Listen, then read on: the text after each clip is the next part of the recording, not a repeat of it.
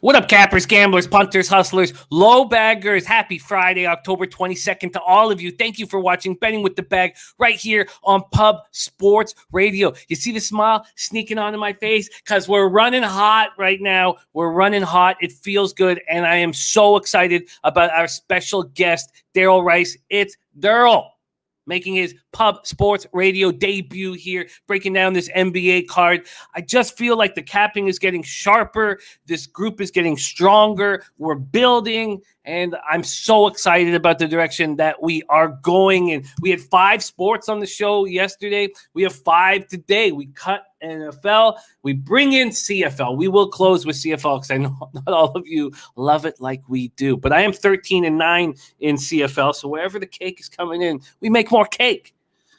So yesterday was great. 9-7 plus 3.02 units. In NHL, we went 4-3 plus 1.22 units.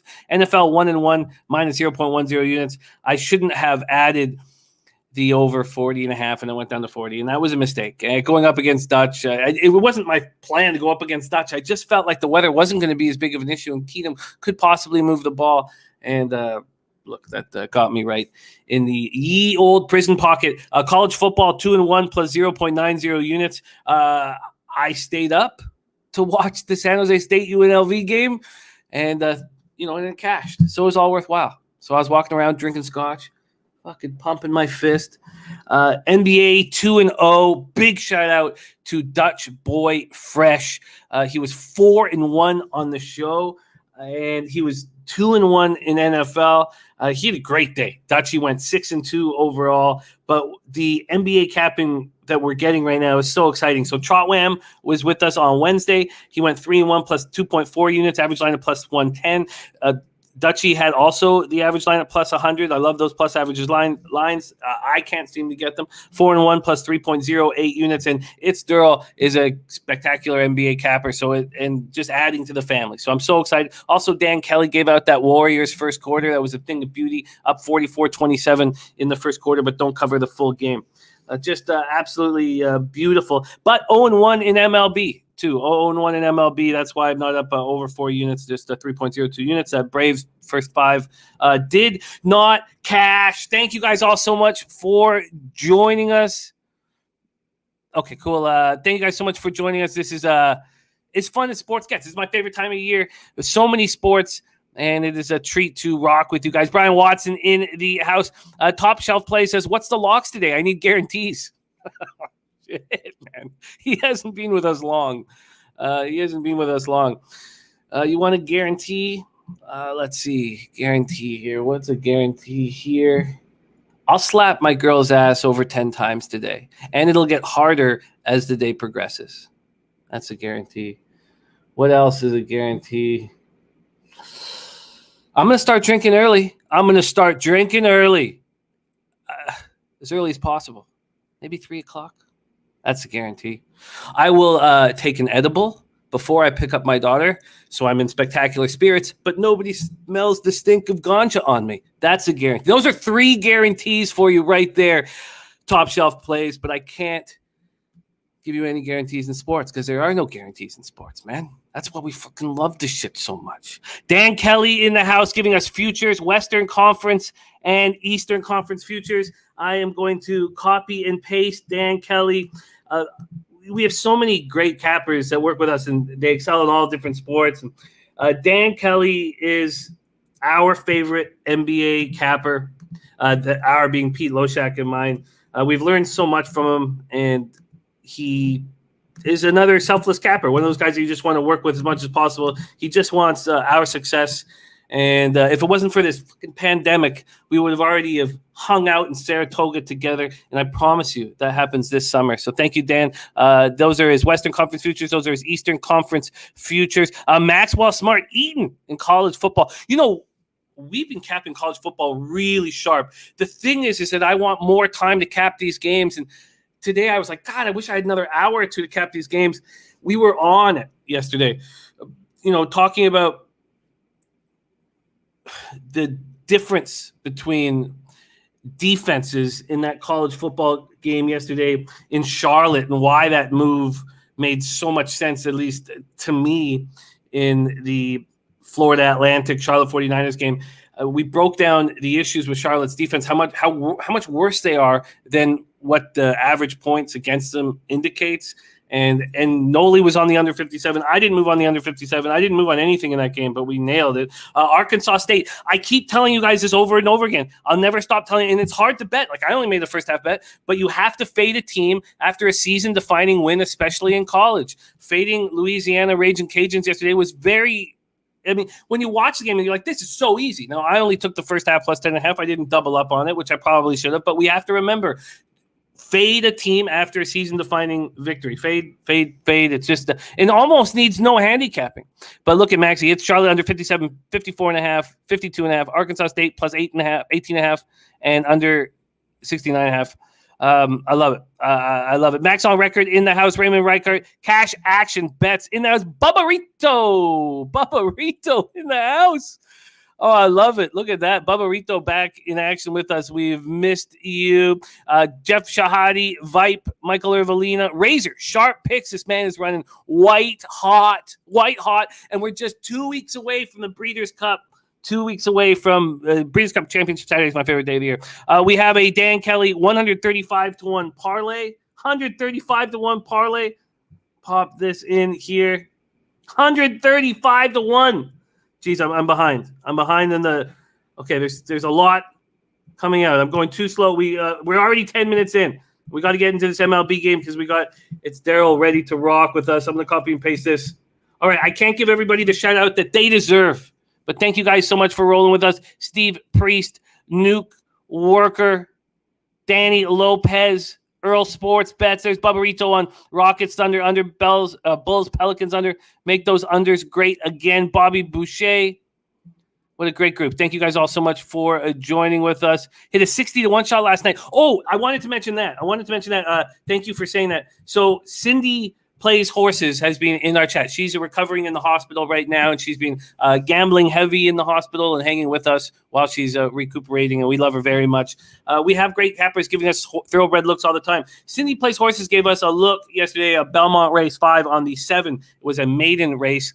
That 7 went off at 11-1 and was the best horse in the race. Got sniped right at the finish line at 11-1. Sniped just right at the finish line with a deep closer. But was, was on the pace. Everybody who was with the pace was 10, 20 lengths back. What a call by Cindy Plays Horses. I'm sorry that you didn't get to catch that. You deserve to catch that. There is Billy Brisbane. Billy Briz, right now, our number 1 ranked capper, plus 0.02 units ahead of Sharpie, who's number 2. And we have to bring him back on the NFL Pub Hub show this Sunday. So Briz and Sharpie will both be back. I know I was making everybody go every second week so we can bring people in. But look, they're our top 2 cappers right now. I would be doing a disservice to our friends and family if I didn't keep them rolling in. Kev Riley been rolling so hot. Okay, thank you guys so much for joining us.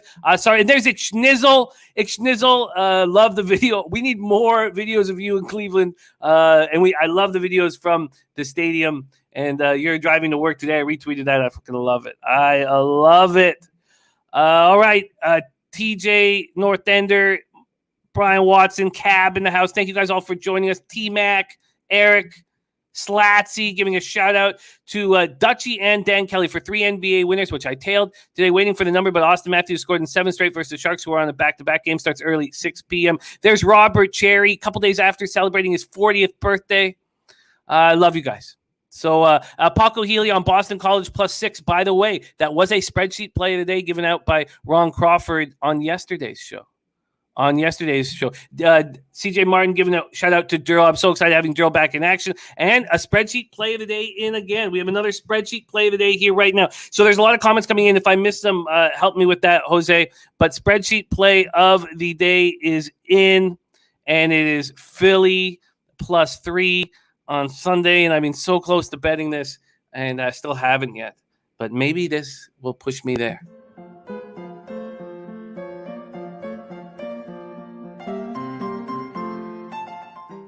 All right, so let's get that up here. Spreadsheet play of the day, Eagles plus 3. All right, let's get to work right now. If these Maxwell Smart also saying Dartmouth going in a 10-point teaser. And beautiful. Okay, let's go. We start in Major League Baseball. The loss yesterday moved me to 5-4 now in the playoffs. Thought I had those stats in front of me. I don't. But 358 wins, 325 losses, 52.4% on the year, down 4.77 units, ROI minus 0.70%, average line minus 110. And there's our guy, David Summers, saying, Cindy plays horses, get well, keep putting money in people's pockets. Let's go. MLB baseball, 8:08 p.m. By the way, something that's going to change for today's show is that the site that I use for market movements is down. And it went down yesterday. It was actually down during the show. That's why when we looked at that 6.5 in Florida Panthers, Colorado Avalanche, I was like, look at this. Like, I thought Jose was getting a plus 102. When I went to move on it myself, I was being offered a minus 130. So Jose came in at minus 121, and I didn't bet it at minus 130. I will never take a total at minus 130. My cap on totals is minus 125. The implied probability doesn't make sense at minus 130. So because of that, I can't do what I do every single show that you've seen me on. I can't give you the market moves. I can still give you where the cash lies. So we'll have that going for you. But unfortunately, I can't give you the opening lines and all that because my site is down, and it's the site I've used now for over 5 years. So I didn't try to switch to another site that I can't manage. So that's going to be a difference in today's show that we have not had. So here at Bet 365, the Red Sox are at minus 105, Astros minus 115. That is the same on the first. Oh, no, on the first 5, the Red Sox are minus 115, Astros are minus 105. I have made 2 moves. I have bet run first inning at minus 125, and I have bet the first 5 Boston Red Sox with Nathan Eovaldi. Top Shelf Play says try Action Network. I probably should jump on Action Network and see if I can move around. But I was thinking that this would be fixed. I'm shocked that it's been down now for a day and a half. We cannot talk about ALCS Game 6 without our producer, the man on the ones and twos. His Boston Red Sox could be eliminated this evening. If they are eliminated, they'll be eliminated in front of his very own eyes because he's going to be at this very baseball game. And he's been betting with his heart, but he's still plus units on the show, and I respect that very much. There he is, the pride of Venezuela. Please welcome to the show, my man and yours, Jose Sehe, play of the day. Jose, how are you? Jim, I'm nervous. I'm anxious. I'm a lot of things. Jim, as you know, I've been up for quite a while now. It's been a long morning. It has. And it's going to be a long day. But Jim, I've noticed an issue, and I wanted to tell you this issue. Sure. People will call me biased when I talk about the Red Sox. They do. And I think our good friend Razor is on the front of that charge of calling me biased. So I've devised a strategy so people will know when I'm being biased and when I'm not being biased. And I'm excited to debut that strategy today. Okay, all right. That sounds interesting. A great call on San Jose State, Jerry. I almost moved on. I couldn't believe it went from 4.5 to 6 right when I was thinking about moving on it. And then when they were down big early, I was like, oh, no. But great work. Okay, Jose, a huge game. Who are you going to this game with? I'm going with Helga. And by the way, I'm still perturbed. And I called you Judas in my head earlier when you were talking about the Colorado Avalanche and what you did to me there. So just want to remind you of that. Yes, I blame the market moves. The market move, which I thought made sense. For me yesterday in NHL, by the way, I didn't go over that for you guys. We'll wait till we get to NHL and we'll go over that because I already have 4 bets in. But yeah, I'm sorry that you had to go down alone on that. I would have been there right beside you. But let's talk Minute Maid Park, Houston, Texas, going with the girlfriend to a huge game. Dangerous. It is dangerous. She's worried about my health and well-being. Also, by the way, I'm sitting in the Astros employee section too. Jesus. Wearing all of Red Sox stuff as well, obviously. No. Oh, no. Nathan Eovaldi, 11-9, 3.75 ERA, 1.19 whip, 182 and a third, 195 Ks, 35 walks. In his postseason career, he's 4-2 with a 3.56 ERA, 0.95 whip, 38 innings, 37 Ks, 7 walks. In the 2021 playoffs, he's not been as good because he got beaten up in his last appearance when he came in to shut the door in Game 4. In 2021 playoffs, 2-1, 5.51 ERA, 1.10 whip, 16 and a third, 21 Ks, 4 walks. In Game 2 at Houston, he threw 5 and a third, 5 hits, 3 earned runs, 1 walk, 3 Ks, and then 9-5 win. Tony Cobbs, thank you, my man, for the dono. Tony Cobbs that supports us here at Pub Sports Radio on every show and inspires us to try harder, work harder. And I love it. So, Tony, thank you so much for your dono and your support. Red Sox don't have enough lefties in the lineup, says Vitalis. Barbarito says a lot of Red Sox come to Minute even during the regular season. So you will be all Red Sox fans come to Minute Maid during the regular season. So you will be all good.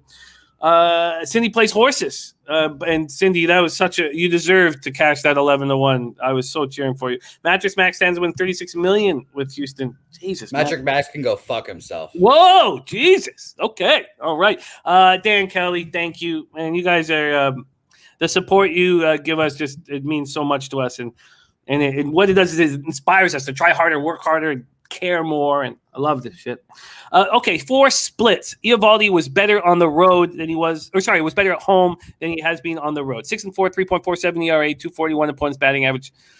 Fenway on the road, 5-5, 4.21 ERA, 271 opponents batting average. In that Game 4, he came in. He had 2 outs, 2 hits, 4 earned runs, 2 walks, 2 Ks, and a 9-2 loss. And those 2 outs were the only outs that he got. I just got angry all over again thinking about that, Jim. So thank you. Yes, as you should.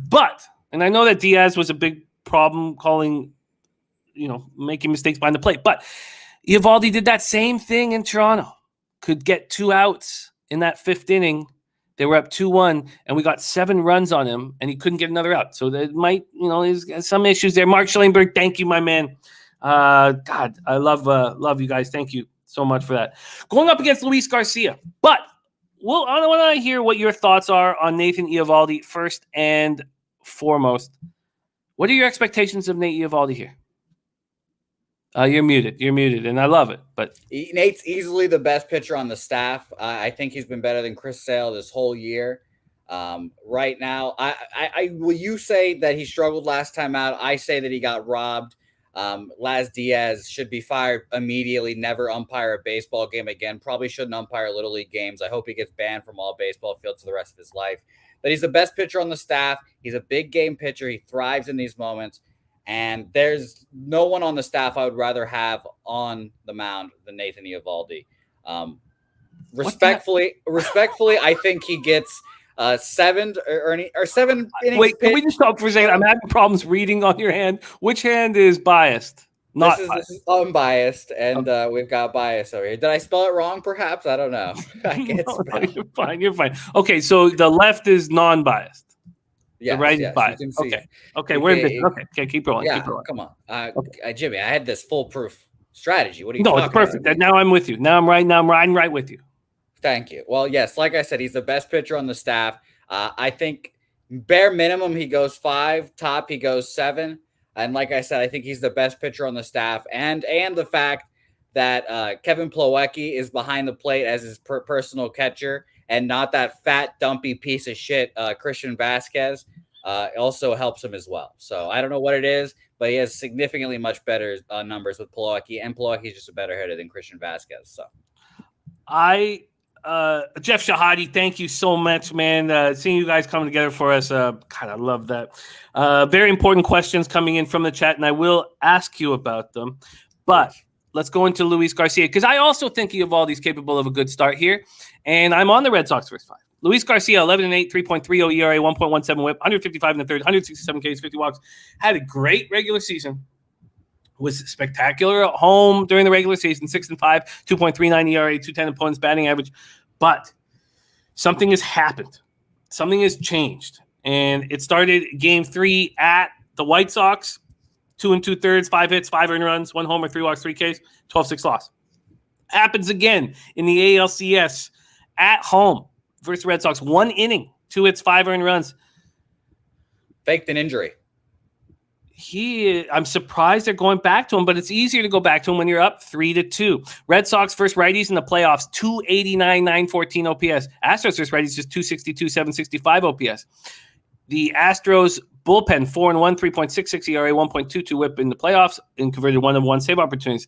Here is where the Red Sox are falling apart: is their bullpen 3-2, 4.89 ERA, 1.33 WHIP, and are now 0-for-4 in save opportunities. 0-for-4.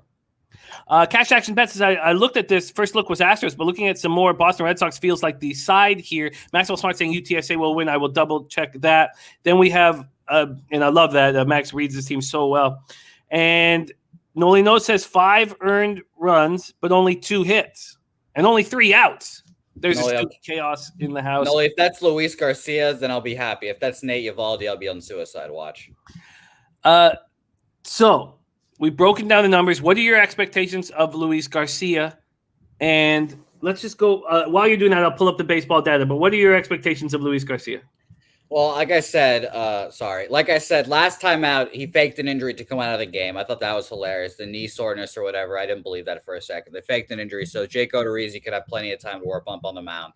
But he's been a good pitcher all year. He's been a good pitcher. I respect him, and I would say this is the Astros' best chance to close out this series. Like, if this goes to 7, then 1, I'll be a psychopath, and 2, I think I like the Red Sox chances because Luis Garcia, like I said, best pitcher they have left. Framber Valdez is a stud and dominates the Red Sox, owns them actually, has a little real estate property inside of Fenway Park actually now, but he's a great pitcher. I don't think Luis Garcia can pitch worse than he did last time. I think he will have a better outing, obviously.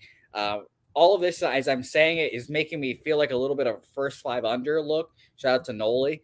But I expect him to have a decent start, but susceptible. Like I said, I do like the Red Sox chances in this game. I think Nate's a better pitcher than Luis Garcia. The offense just has to figure it out. And nothing matters if the offense doesn't figure it out. I mean, they could have had a toddler out there last time out, and they just would not hit the ball. So the Red Sox have gone through stretches like this before when they just go ice cold. I think the off day helps them. And Jimmy, Alex Cora is the best manager in baseball by far. He's got the best postseason record out there. He's 17-6 in the postseason. I have nothing but confidence in Alex Cora. He's one of the best gate readers of the game. I think that the Red Sox win tonight. Are you making anything official here for the show? Oh, Jesus. All right. So, Jim, here's my issue. I have so many futures on the Red Sox. I bet them every year to win the World Series and win the division and win the AL pennant, of course. And on given years like this year, I got juicy numbers. So I'm not going to make anything official, as in I'm betting it. But for the show, I do like the first 5 under here. I'm going to double check the number real fast. The first 5 under is probably my favorite look. I think it's going to be a tight game to start off. You'll probably feel my anxiety from your quaint home, Jim. And I'm scared, Jim. It's first 5 under 4.5 at even money. So I like that a lot. 4.5 is a good number. Get even numbers. So I'll take the first 5 under in this game. I also like your yes run first inning, Jim. I have an addiction to the no run first inning bet, and I bet it a lot this postseason, and I've lost so many times. So I like your yes run first inning bet as well. But nothing official for you here, Jose. I'll make the first 5 under official, no problem. I mean, right. I'm on a streak of win one, lose one, win one, lose one, and we'll get into Jose hockey later on to the show, obviously. But it's just, this is going to be a really stressful experience, Jim. Right. And we've never had the pleasure of meeting each other formally in person, so you don't know like how psychopathic I get during these games. So I just want, perhaps some advice, how do I approach a larger individual that, is not happy at my incessant clapping when Carlos Correa strikes out, the let's go very loudly, all the annoying things as I sit beside all the Astros fans amongst the people. What I would do is after every time you scream or yell something for Red Sox, start making out with Helga. Okay. That's what I would do. Grab her tit, big, yeah. After every single time you do it, just start making out with her, and then I think you'll be just fine. I think you'll just be just fine. All right, I'm going to bring up Pinnacle. So that's what we use when we'll line shop for Derl for his looks here. But can you give me the first 5 under 4.5? It's let me look up Pinnacle real fast. I was looking at our good friends at Bet Dog. By the way, Jim, I want to give out some player props real quick as well. I have to put up one of my hands again, obviously. But let me give you this first 5 under. I need to let the people know where I'm coming from. Right now, first 5 under 5 on Pinnacle is at -108. So we'll take that to give us the push. First 5 under 5 at Pinnacle is -108. That is what I'm looking at. First half, yes, under 5, -108 at our friends from Pinnacle. Because the first 5 under 4.5, Bet 365 is -105. Yeah, I mean, hey, Bet Dog or aka Bovada has it at even money, 4.5. So I like that from our friends at Pinnacle.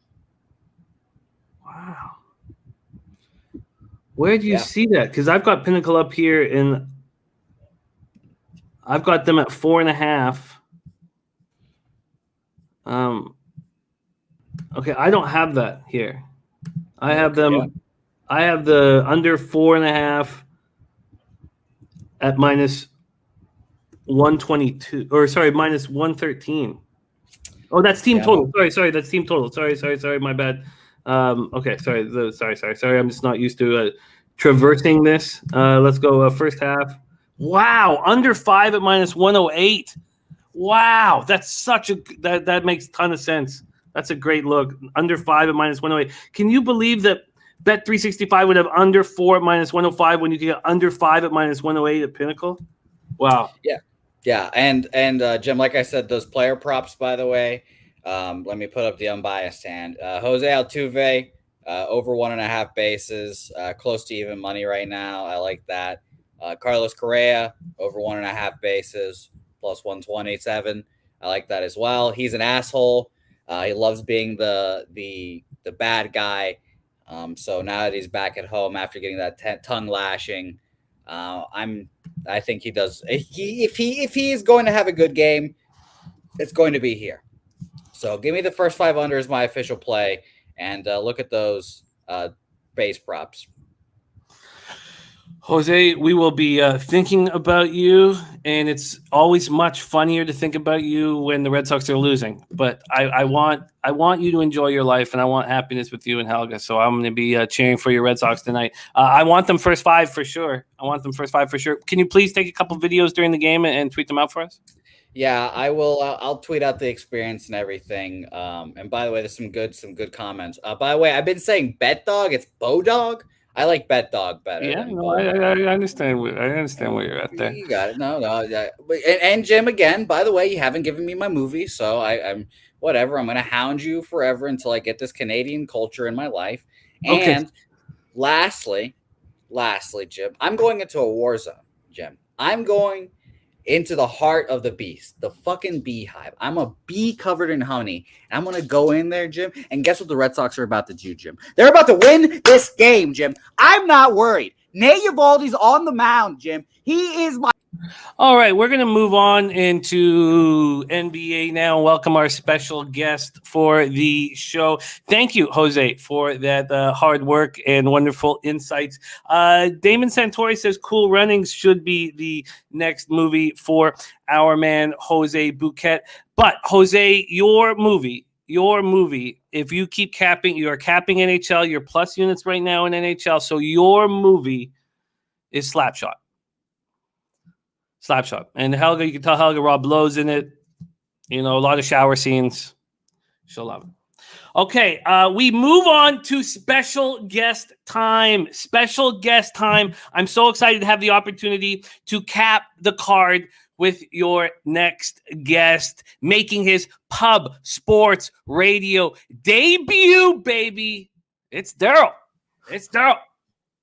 Yo. Jimmy, what's good with you, man? How are you, man? It is so great to be here. I really appreciate the invite. Really appreciate it, man. Glad to be here. Glad to talk some ball again. The beginning of the fucking season. It's time to talk some ball, man. It is time to talk some ball, absolutely. And I started off the year like a fool. I started out the year with the Lakers and Brooklyn. Looked like a clown, took the slap in the face, and I'm 4-2 since. So I'm back close to the black, and I felt like I needed that slap in the face. Yeah, I felt like I needed it. You know, NBA is very tricky, and sometimes you need to sit down and go, look, NBA will hurt you. Yeah. You know, I started good, man. I know a lot of people were on Brooklyn.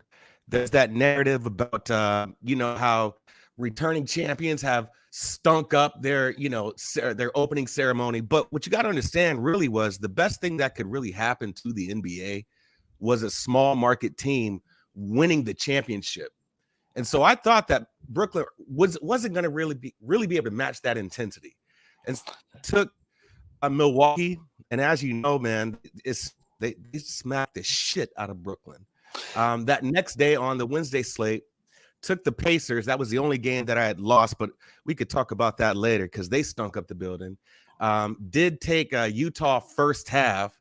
They smacked. You know, who's playing OKC for real? I mean, come on, man. Come on, it's OKC. You're supposed to win that game. And so, I've been pretty good so far. I took Denver on the late card. They turn around and smack the shit out of Phoenix. So honestly, man, I've been okay so far. I've been okay. Can't complain. Well, that small market angle was. I wish we had talked about that on the show, and that didn't occur to me that they still felt jaded. They were still angry about the way they were being treated, and that really, really nice angle right there. Really nice angle. All right, let's get to work right now. It's Derl making his Pub Sports Radio debut. Let's get to work right now. We are going to start with the Charlotte Hornets, Cleveland Cavaliers. Let's bring up the Pinnacle lines right now. And again, the book or the site that shows me all the line movements is down right now, so can't use it. Right now we have let me pull this up here. We have the Hornets at -2.5. Mm-hmm. And this total sitting at 225.5. And I know that I probably my fault for not giving out the cash flow there in the baseball game. I should do that real quickly for you guys, by the way. Just 4,942 tickets in. Sharps here. Hard to tell. 43% of the tickets are on the Red Sox, 40% of the cash. If there's a sign where the Sharps are, they're on the under here. 29% of the tickets are on the under, but 91% of the cash. Let's move on to this first spot on the NBA card. We have 3,026 tickets in. They say with 78% confidence, now Pinnacle's already done it, that the Cavs will go to +2.5. They are already there. We have 30% of the tickets on the Cleveland Cavaliers and 82% of the cash on the Cavs on the spread. Sharp money coming in on the Cavs, impressed with that first start, the first game of the year. Then 56% of the tickets on the over, 52% of the cash. I'm just going to set a quick table for you and let you roll, Derl. Hornets overcame a 23-point deficit. It was very impressive. 123-122 in their opener. 24-0 stretch in the second half. LaMelo Ball was spectacular. 31-9-7. Youngest player in NBA history with at least 35 boards, 5 assists in the season opener. Gordon Hayward has recovered from the COVID issues that he was worried about. 27 points, 5 boards. So very strong start there. And then from the Cleveland side of things, Darius Garland, 12 assists, hit 3 big threes in the fourth quarter.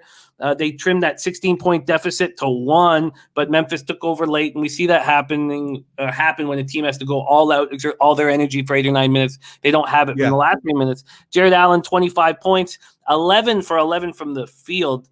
Evan Mobley, 17 points, 9 boards, 6 assists, played a team-high 38 minutes in his debut. And an important note here is that the Cavaliers, this is the first of a home set back-to-back for the Cavs. Atlanta comes in on Saturday. Darryl, take it away. Is there a spot you like? Is there an angle you're looking at? Yeah, I did look at angle. So I was looking at these games last night. This was one of the 3 games that went off the books really quickly. It went off the books really quickly. I didn't understand why, because this line was very, very tricky. Now, I don't know if there is a little bit of recency bias with Charlotte performing how they performed against Indy, or if people are really underestimating Cleveland. To be honest, man, I mean, the line came in at 3.5. You got 72% of the side on Charlotte, man, but the line goes down in Cleveland's favor. So, like you said earlier, there was some sharp money that came in early, and the books had to readjust. The last time these guys have played, the line was 1.5, and then again, I'd seen it at a 4, I believe. Now, mind you, it was last year, so teams have been, rearranged. And the last time they played, they had literally no one in there, right? They had no Ball, they had no Hayward. So now you're going to give me Charlotte with the Hayward, with a possible Terry Rozier, right? And this line is only at 3.5. That's telling. I think a lot of people are going to jump on Charlotte here. I think a lot of the public is going to jump on Charlotte like they already have. And I just don't see how Charlotte is going to pull this one off. Now, Darius Garland and Colin Sexton, man, is a young, dope backcourt. I mean, these guys are solid, man. I think people really sleep on these young guys. These guys can play. They play hard. They play tough. You got Collins, who's kind of started to really develop and come into himself. I know his team did not like his ass last year. They kind of even talked about him like, yo, you got to do something with Collins. He's a ball hog. He doesn't do anything as far as getting the team involved. Garland adds that extra piece. Now that he's come into his own as well, being in the league for a little bit, I believe you've got to set backcourt here. Now, we've got Terry possibly out with his ankle. I know even Garland's probably questionable as well. You tell me who's the better backcourt, Melton and John Morant, or fucking LaMelo Ball and possibly Kelly Oubre if Terry Rozier doesn't play? Who's the better backcourt? Well, who's the backcourt that I trust? I mean, I find it very difficult to judge this LaMelo backcourt right now. I just find it so difficult to judge him in this second year. I find him very tricky. I think a tougher backcourt, Jimmy, is Melton and John Morant. And these guys kind of held their own until the second half, right? That's just how Memphis got down. And they had no Dylan Brooks that game as well. Yeah. So you're able to run the pace. They're going to be a fast-paced team. Ja is going to run the damn ball. So when I'm looking at this Cleveland line, right, I'm like, man, this is tricky. If anything, it should have been more, right? Based upon how Charlotte plays. Now, maybe Terry isn't coming back. Maybe he's not coming back. Probably won't, based upon this line. But I don't think Charlotte gets it done. For preseason, for whatever it's worth, man, Charlotte got the ass handed to him. The Pacers was beating the shit out of Charlotte until the third quarter meltdown. So looking at this line, I don't think the books are convinced that Charlotte is there yet. And that's why the Sharps hit Cleveland. I tried to find Cleveland first half last night off the books. Took Cleveland first half this morning. Cleveland +1 first half. I like that play. That play makes a ton of sense. Charlotte just expended so much energy. Yeah. I mean, if you look at Cleveland right now, they had a higher percentage with their effective field goal percentage is higher than Charlotte. Their shooting percentage is higher than Charlotte. Cleveland can run the fast break. You got bigs. They've out-rebounded Charlotte. So Jared Allen has P.J. Washington's number and Miles Bridges' number. You look at the boards, Cleveland outboards Charlotte every game. So they've got the same bigs. Kevin Love can get his boards as well. So Cleveland's going to win the board game. It's going to be second chance points on Cleveland's end. I believe this line is short for a reason.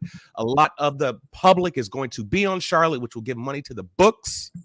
This game was taken off very quickly because Cleveland probably got smacked by the Sharps early. The books readjusted. I had this number actually at Charlotte -3.4, but I do like Cleveland, to get it done in the first half. Great breakdown, Joe. I loved it. For our record-keeping purposes, do you want – it just closed. Why would they do that? It just – come on, let's go back. Why would they just – So they just shut down this game. This game is just off the board. So it was off last night, man. That's kind of weird. I was like, wait a minute. But I think this line is short for a reason.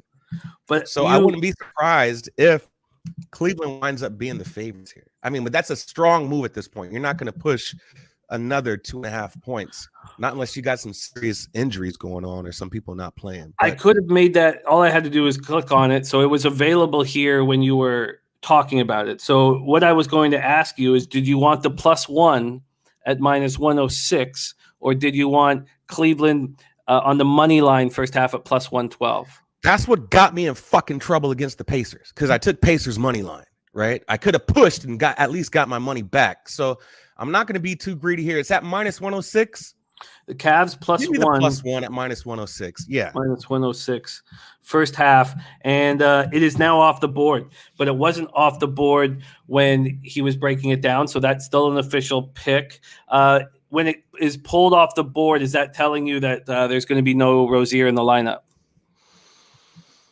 I think so. That could be another reason why the line is so short, right? It's got to be that. It's got to be that. I mean, this line was -105, but they didn't have Gordon Hayward. They didn't have LaMelo, but they did have Scary Terry. And at the time, they did have Devontae Graham. Now, this is April of last year.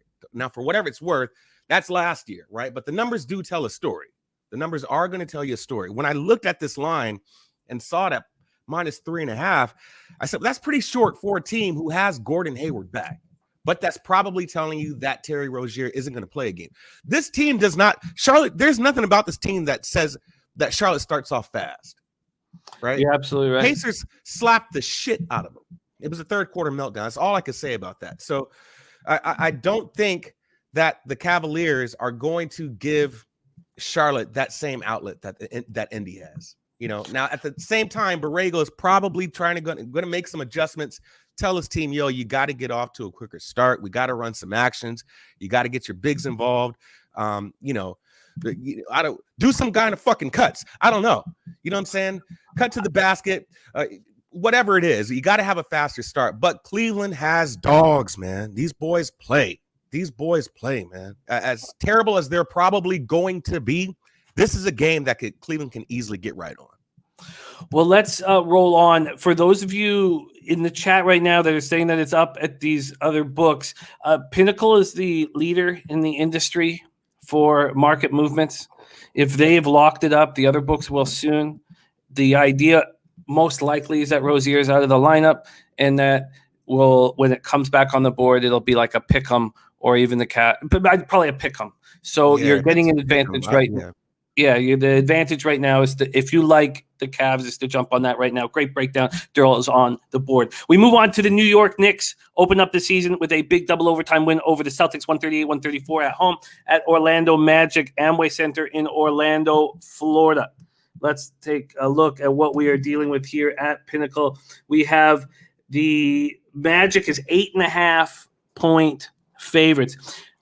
Sorry, dogs. The Knicks at 8.5-point favorites. That's at +101 right now. So it looks like this will move. It could move to 8. It could move to 8 at this point. The total is sitting at 213. So Jamal Mosley head coaching debut was not very good, and I got too cute. I was on the Spurs first half. Yeah. With all the injuries that the Magic are dealing with, my expectation was that Pop would have the Spurs rolling right away. My problem was I got too cute and I took the Magic first quarter team total under 26.5. That was stupid. It was juiced, and they got to 28. Now they were at 25 for like 2 minutes. I hate when gambling does that too, and you get all of a sudden you get a little bit of hope, and then it just fucking stabs you in the throat. So we have Wendell Carter Jr. He's going to be, as we know, a big part of this team moving forward. In the draft, they pick up Suggs and Franz Wagner, and they're dealing with a ton of injuries right now. So Chuma Okeke, Etuan Moore, Gary Harris, all out with injuries. Jonathan Isaac, Markel Fultz, still rehabilitating knee injuries. Michael Carter-Williams, still offseason ankle surgery. They did not look good in that 123-97 loss. Suggs missed the final preseason game to non-COVID illness. He says he's all good now. And Cole Anthony was in the starting lineup with 10 points. Wagner had 12 points on 69 shooting. Suggs 3 for 14 from the floor, finished with 10 points. That can be expected from a young point guard in his debut. Mo Bamba, 18 points, 4 blocks. And we have a happy happy Wendell Carter Jr., who was angry in Chicago. He called out his teammates. He called out the locker room vibe often, and he is being extended and started with 13 points and 8 boards. Terrence Ross, 15 off the bench. The Knicks, man, I didn't know what to make of them. I still don't know what to make of them. But Julius Randle, 35, 9, and 8. Fournier made 6 threes, scored 32 points. They became the first Knick to score 30 points while debuting with the team. And now he is coming back to Orlando. Look, as 586 Soldier says, now off the board, Charlotte, Cleveland. So here we go. Knicks Magic, Derl, game 2. Take it away. Yeah, man, I smacked this shit last night. So I got Knicks -7 because I just knew the line was short there. The line was short. Now, what you got to understand, man, is people are going to say they're coming off a double overtime game. Tibbs don't give a shit. All right, Tibbs does not care at all about minutes at all. You saw how many minutes Julius played in the preseason. Like, he will play his starters for damn 90 minutes straight if he has to. That's just how he rolls. These guys have the cardio. They have the mental makeup. So I did take Knicks -7 last night. I know that line got pumped up. My number is Knicks -9. So I still think there is a little bit of value at the 8.5. But I took this line last night. It's Orlando. I mean, come on. Now, if we're going to use that angle about revenge, right? This Knicks game is probably what got Evan Fournier out of Orlando and gone to Boston. Right? Julius had a triple-double that game. Fournier had 23 points, and it came down to Fournier's pass. I think Fournier had his pass stolen, which had them lose the game. Now, I know he's had a bad back and all that. If we're going to use the angle where Kemba had a revenge game against Boston 2 nights ago, then we can kind of say that Fournier can have it out for Orlando tonight, right? So I do like that angle. They're 2 different teams, man. This is a team, honestly, that is still in development. I mean, you've got Cole, not his father, Greg Anthony. You got Jalen Suggs, who plays with a chip on his shoulder, but you've got 4 guards out, bro. You've got a lot of guards out, so you don't really have much depth. This is still a figure-it-out team that's going to be very entertaining, specifically Mo Bamba. I do like Wagner, but for what it's worth, man, this team has still got to figure it out. So just looking at it, I looked at the line. My line, it opened up actually at 6, which I thought was kind of short for New York. Don't worry about the damn double overtime game. Not at this level, not just yet. As a matter of fact, the last game they played against each other, there was no Rose. This guy is arguably going to be, sixth man of the year. You know, I just don't see why the line was what it was. Maybe it's just the whole double overtime angle. Now, you could look at Boston as possibly having an issue playing double overtime, but not New York. I think New York is in a good spot right now, man, to where they are still in a position to where they might start off a little slow trying to figure it out with Kemba and Evan Fournier being the additions. But this team is solid. They're very well coached. For as much as people might hate Tibbs, these guys respect him, man. RJ Barrett, we're still waiting for RJ Barrett's season. This just could be the season here. So looking, shooting, New York is coming close to 10% better in shooting than Orlando. Looking at their field goal percentage. So I just, it's no contest here. To me, this should be a blowout, not unless the Knicks just let up on the gas, but that's an oxymoron. Letting up on the gas in New York Knicks just doesn't happen, man. It does not happen at all. So I do like the Knicks here. I took them last night. Like I said, it got bet up as soon as that line got hit or was released. It was bet up, man, at -7. So that's where I got them. And now it's -8.5. Like I said, it's still a little bit of value there. But if it's too close for you, stay away from the 8.5. It's just personally, I don't have any faith in Orlando Magic right now doing anything, bro, anything at all. And now you're going to have the Knicks go to Orlando. Nah, not a problem, man. Give me Knicks. So that is an official play for me. I got them last night. Knicks -7 full game. That is another play for me. Nice work beating the line moving there. Sweaty Butcher, first prime cut of the NBA season is Knicks Orlando under 213 on the under there. We have 84% of the tickets on the spread on the Knicks, 83% of the cash, which makes sense with it moving so quickly in their direction. Right. Then we have 36% of the tickets and 67% of cash on the under. So Sharp Look is looking like it is on the under. I'm very nervous about totals early in the season and trying to stay away from them. But what if you had a free bet right now on the under, $500 bet on the under at 213.5, would you go over or under? I would still go under. I mean, it's just maybe you do play a little more slower paced game because you did come out of double overtime, but it's just I believe the Knicks can control the pace of the game. They're not going to be playing from behind trying to catch up. I know that, you know. So if it's one of those games to where they do have to play against Orlando, they're going to dictate the pace. And for what it's worth, you see the difference in the two games. You got I'm looking here, 71% of the side is on New York. 29% of the side is on Orlando, and this moves up 2.5 points. You have the same percentages on Charlotte having 72% and 28% on Cleveland, and this line goes to Cleveland's favor. Telling you a story right there, man. But with the Charlotte thing, it's 73% of the tickets, just the tickets. Right, like but you just know that sharp money has come in on Cleveland. The public, yes, 79% of the cash is on Cleveland, so all the big bets, all of the. So yeah, like I agree. I completely agree with the breakdown on both of these spots. So I like it, and I find that under interesting as well. The under here is at 213 now at both books, and Sweaty Butcher got it here at he get it at 213 as well. Okay, let's keep rolling. We got lots of games ahead. Great job, Derl. We're going to roll into Pacers at Wizards, 7 p.m. Eastern, Capital One Arena in Washington, D.C.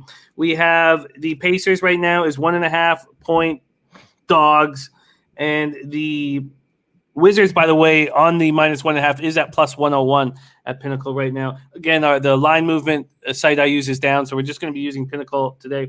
This total sitting at 228, slightly juiced to the over. From the cash flow standpoint, we have 4,236 tickets in. 51% of the tickets are on the Pacers, 55% of the cash, and that's always all going to be on the spread. I'll never talk money line unless I mention it. Then 43% of the tickets are on the over, 50% of cash is on the over. We have cash action bets on Pacers in first half under 115. Did I say? Yeah, I said that right. First cash action on Pacers in first half under 115. Vitalis has Pacers +2.5 and is already sweating this game. Already sweating. Let's break this down a little bit and then have Derl take it away. Montrezl Harrell, Kyle Kuzma come in the Westbrook trade and look good in their debuts. Double-double for Kuzma, 11 and 15 boards. Harrell came off the bench for 22 points and 9 boards. It was clear that he's felt very disrespected on the West Coast over the last couple of years, and now he heads over to Washington, and he's getting respect. We'll see what happens when Bryant and Hachimura come back, but right now he's getting a lot of run. Bradley Beal goes for 23 points, and they demolish the Raptors. So Sabonis, 33 points and 15 boards, and down the stretch, they just weren't rolling, and Charlotte took over. TJ Warren, I don't know if he ever comes back. LeVert out until later this month with a back injury. Brogdon and Duarte looked very good. Brogdon, 28 and 11, got the big extension. Duarte, 27 points in his NBA debut. Pac-12 Conference Player of the Year. 6 for 9 from 3. This guy was absolutely no joke. Pacers, Wizards, take it away, Darryl. Yeah, man, this was another game. This was the second of the third games that was off the books last night when I was looking at it. That line is short for a reason. I don't know if it's recency bias here. I'll keep this real simple. I took Pacers first half here. Pacers got to be pissed. They have got to be absolutely pissed. This is a game I played. You go back and look at that game third quarter. They got demolished in the third quarter.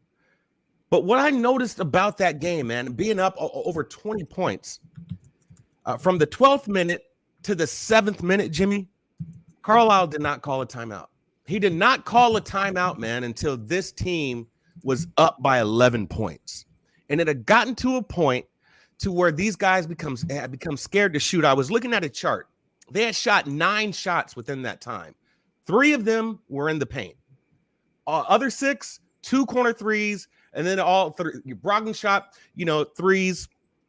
It just became a mess, man, an absolute mess. These guys became scared. So what I thought was maybe Carlisle is putting this team in a position to where they're just going to have to figure this shit out. Figure it out. All right. It's still the first game. You're going to be in games where it's going to be either tight or you're going to have some type of opposition, and you just got to figure it out for yourself. And I just thought that was a bad move by Carlisle. Now, the best addition to this team since the offseason was Rick Carlisle. We can all say that Nate Bjorkgren was a joke. I mean, you heard like all types of stories coming out about guys couldn't even wear do-rags in the locker room. You know, it was just a mess. He had lost the respect of this team way before the All-Star or after the All-Star break. I just don't think that Bjorkgren was the guy. Carlisle is definitely the guy, and these players are going to play for him. But it was just so weird, man, not seeing Carlisle call a timeout to stop the bleeding, because it was obvious these guys weren't running any actions. I mean, you didn't have any high pick and rolls. You didn't have any pick and pops by DeMontis. There was no ball movement. These guys just got scared, man. And Charlotte just would come down, shoot. Even Miles Bridges shooting step back threes off the dribble, man. Did not understand why Carlisle wouldn't stop the bleeding. If I'm the Pacers, I'm mad as fuck. I'm mad about that game, even though it came down to the last shot by Domantas Sabonis, in which PJ was on him, stood his ground, and he missed that shot. I would be mad. I would be shooting myself in the head that I gave up an over 20-point lead to a team who did not have Terry on the court. So looking at the game, my line right now, man, shows Washington minus 2.3. That's really, really, really close in my opinion. Washington, they smacked Toronto, but for what it's worth, man, they didn't even have a good shooting night. You know, I think they shot like 18 or 21% from the three. They do have a little balance there. Bill doesn't give a fuck about Kuzma. He doesn't care about Montrezl Harrell. You know, it's still a lot of development that has to happen. I don't know, man. I don't know. Personally, I don't like this game as a full game because Washington could come back. You don't know if you're going to have another second half meltdown. There's no way the Pacers should have lost that game. But I do believe that Pacers will come out with the sense of urgency and play because of how they let that game get away. They let the game get away. So I did make a pick.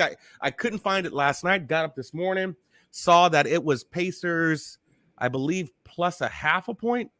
Yep. Plus a half a point. So I did take Pacers plus 0.5 first half. I like that play. I do believe Pacers can repeat what they did against Charlotte. You know, there's everybody's hurt, you know, so you do have to pay attention to that. I mean, they've got a lot of players out for the Pacers. They've got a lot of players out for Washington. This new coach here is Unseld Junior, Wes Unseld. You know, I think he's been with Washington for some time, Jimmy. Right. So he was under Scotty Brooks. He's got the players that he needs there, and he's got their attention. And now it's just really about getting a system that's going to work for this team that isn't Scotty Brooks' system. So personally, I do believe they're also kind of in figured out mode. You do have Russell who's left for whatever reason. I don't know what type of issues that Rui is dealing with, but he's out for personal reasons. Man, you better get your ass back on the court and play. I really like Rui Hachimura. So the fact that he's not there is saying something. Bill questionable with the hip.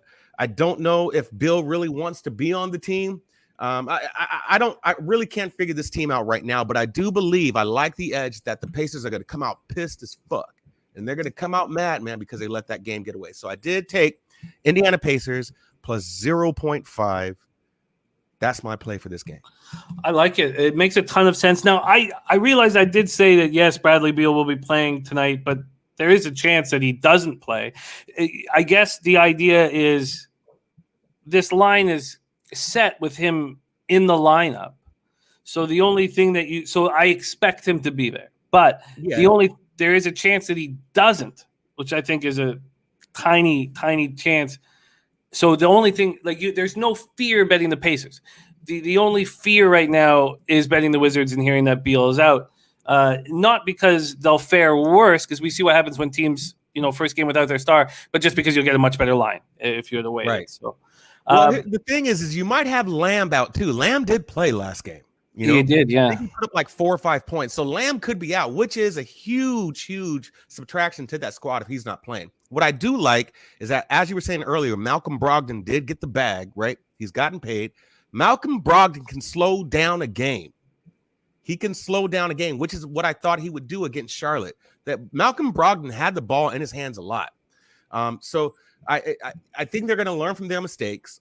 And so if the game does get away, it's going to get away in the second half. Definitely not the first half. So your safest play would be the first half on the Pacers. I like it. We've locked it in for Derl. Pacers first half plus 0.5. We got Dutch Boy Fresh in the house in the chat. Great to see you, Dutchy. Spectacular work on the show yesterday. 4-1 in NBA, 2-1 in NFL, and I love it. I love it and was very proud. Okay, let's move on to 7:30 p.m. Eastern. Next up, Brooklyn Nets, Philadelphia 76ers. Talk about storylines. My God. Yeah. It's a soap opera, and I love it. Wells Fargo Center in Philadelphia, Pennsylvania. Let's start with the pinnacle line here. We have, take a second. We have the Nets as 3-point favorites. 3-point favorites, and it looks like it will move to 3.5 because it's minus 112 towards the Nets at 3-point favorites. +3 at plus 102 if you want the Sixers right now at Pinnacle. This total at 226, slightly juiced to the over. We're gonna go to the Oh, by the way, sorry, this happened while we were on. Big bets came in on the Wizards full game. So that's why when I was asked in the chat, is Beal going to be there? I said yes. And then I was like, why am I shouldn't say yes. Just like I know. But now during that show, so now there's 64% of the cash on the Wizards for the full game, which just tells me that he is going to be in the lineup. But that doesn't change anything from that first half look, which I like. Brooklyn, Philly, we have 3,177 tickets in. The line predictor says with 80% confidence, the Brooklyn Nets will go to minus 3.5. So if you like the Nets, get that 3 right now. In this spot, though, we have sharp money on the Sixers. 50% of the tickets, it's 50-50, but 67% of the cash is on the Sixers. Then we also have sharp money on the over. 58% of tickets on the over, 93% of cash on the over. Sixers opened the regular season with the 119-97 victory on the road against Pelicans. They went out for dinner. Doc's been saying the whole time that the atmosphere is so good in here. I mean, it's just it feels like the guy who's like, my ship's not sinking, and then he dies 45 seconds later. The questions are all surrounding Ben Simmons, and it's impossible not to dislike how he's handled the situation. Those of you guys who know me well know that when I was in high school, we had Australians come work at our ski hills, and sleep with all of our women. Banged all of our women. 6'4" square-jawed Aussies banging all of our women, and I hated it. And so I still have a little bit of anger towards Australians. Now, Fap Lynn, the thoroughbred capper that we roll with, has taken that away, but I still have a bit Jim, of... That's not racist, is it? It might be. It might be. Yeah. Seething anger for them sleeping with all of our women. So today, Simmons is meeting with the team to discuss his status going forward. Your guess is as good as mine how that's going to go. Embiid and Korkmaz.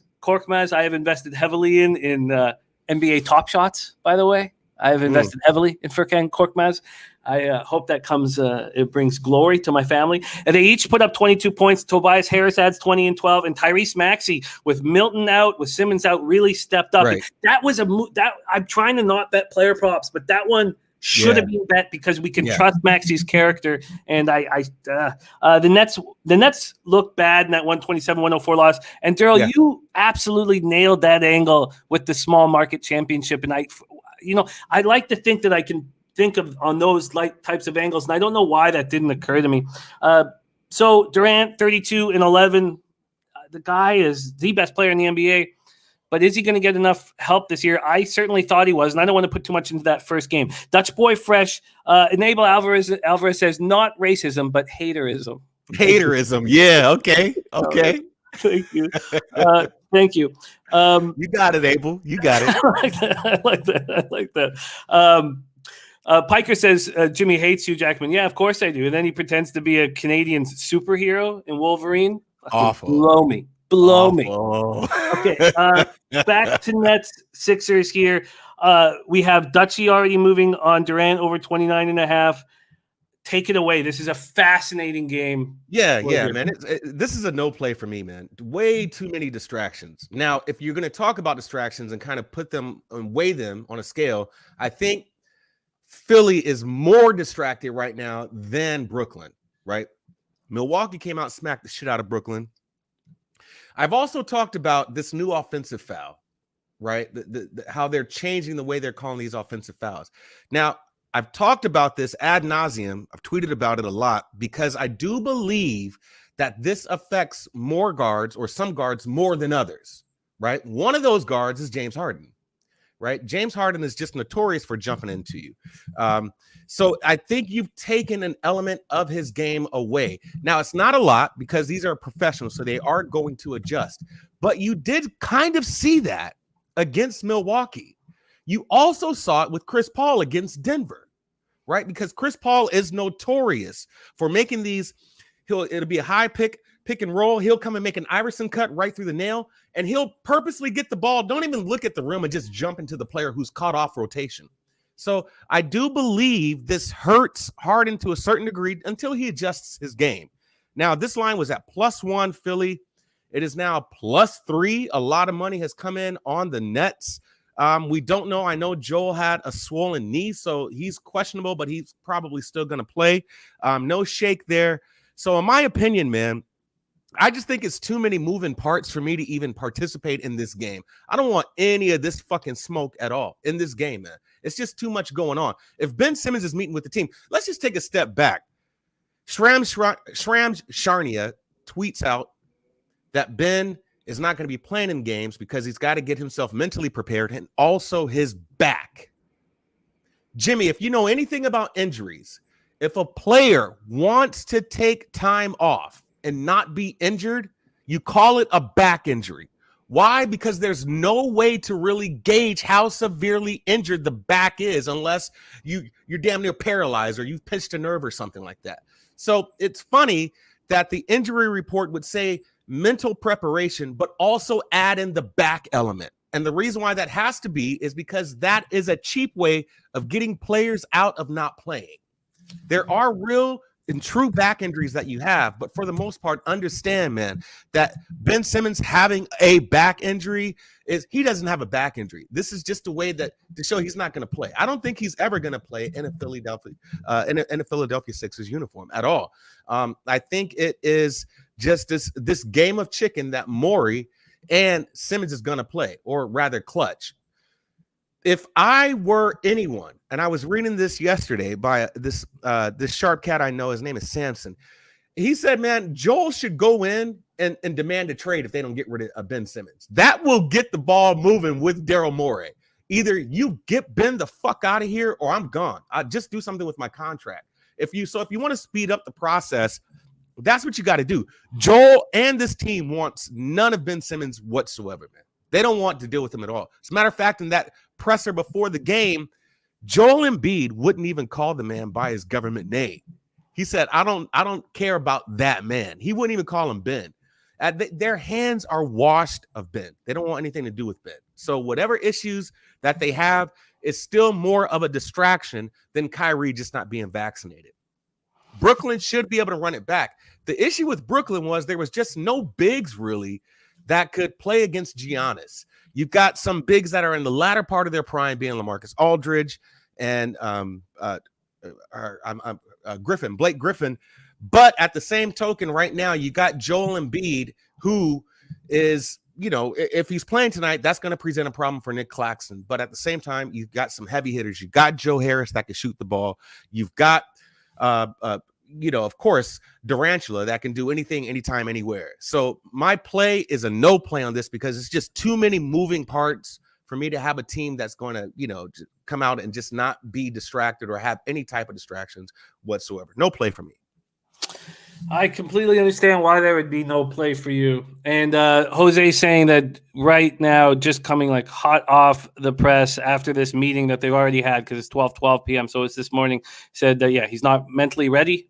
He's taking time off. Mm-hmm. So Simmons not going to be around. Dutchie says the issue with the Nets is they're fucking soft. Says Dutchie. Yeah, they are soft.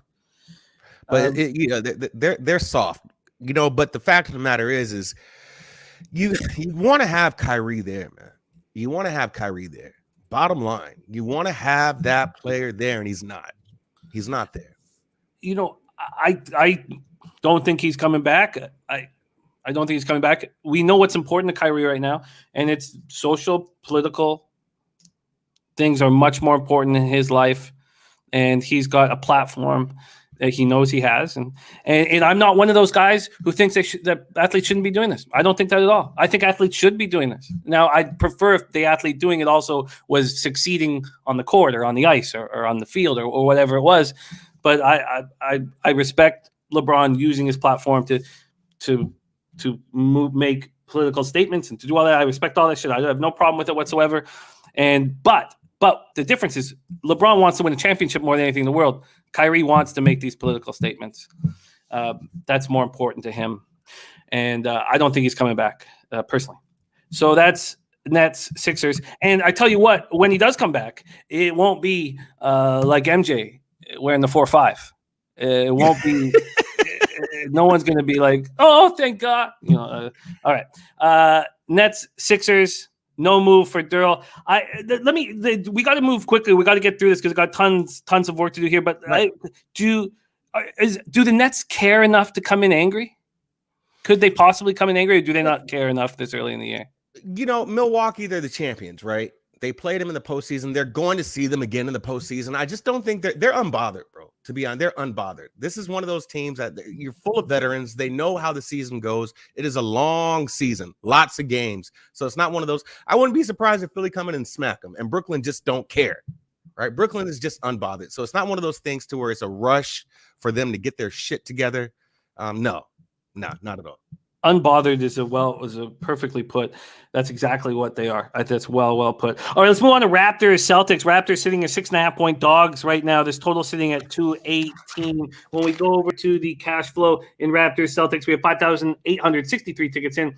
I don't know where the cash is. They haven't placed it up, but 85% of tickets are on the Celtics. So we know that. Then we know that 53% of tickets are on the over. So still work to do there.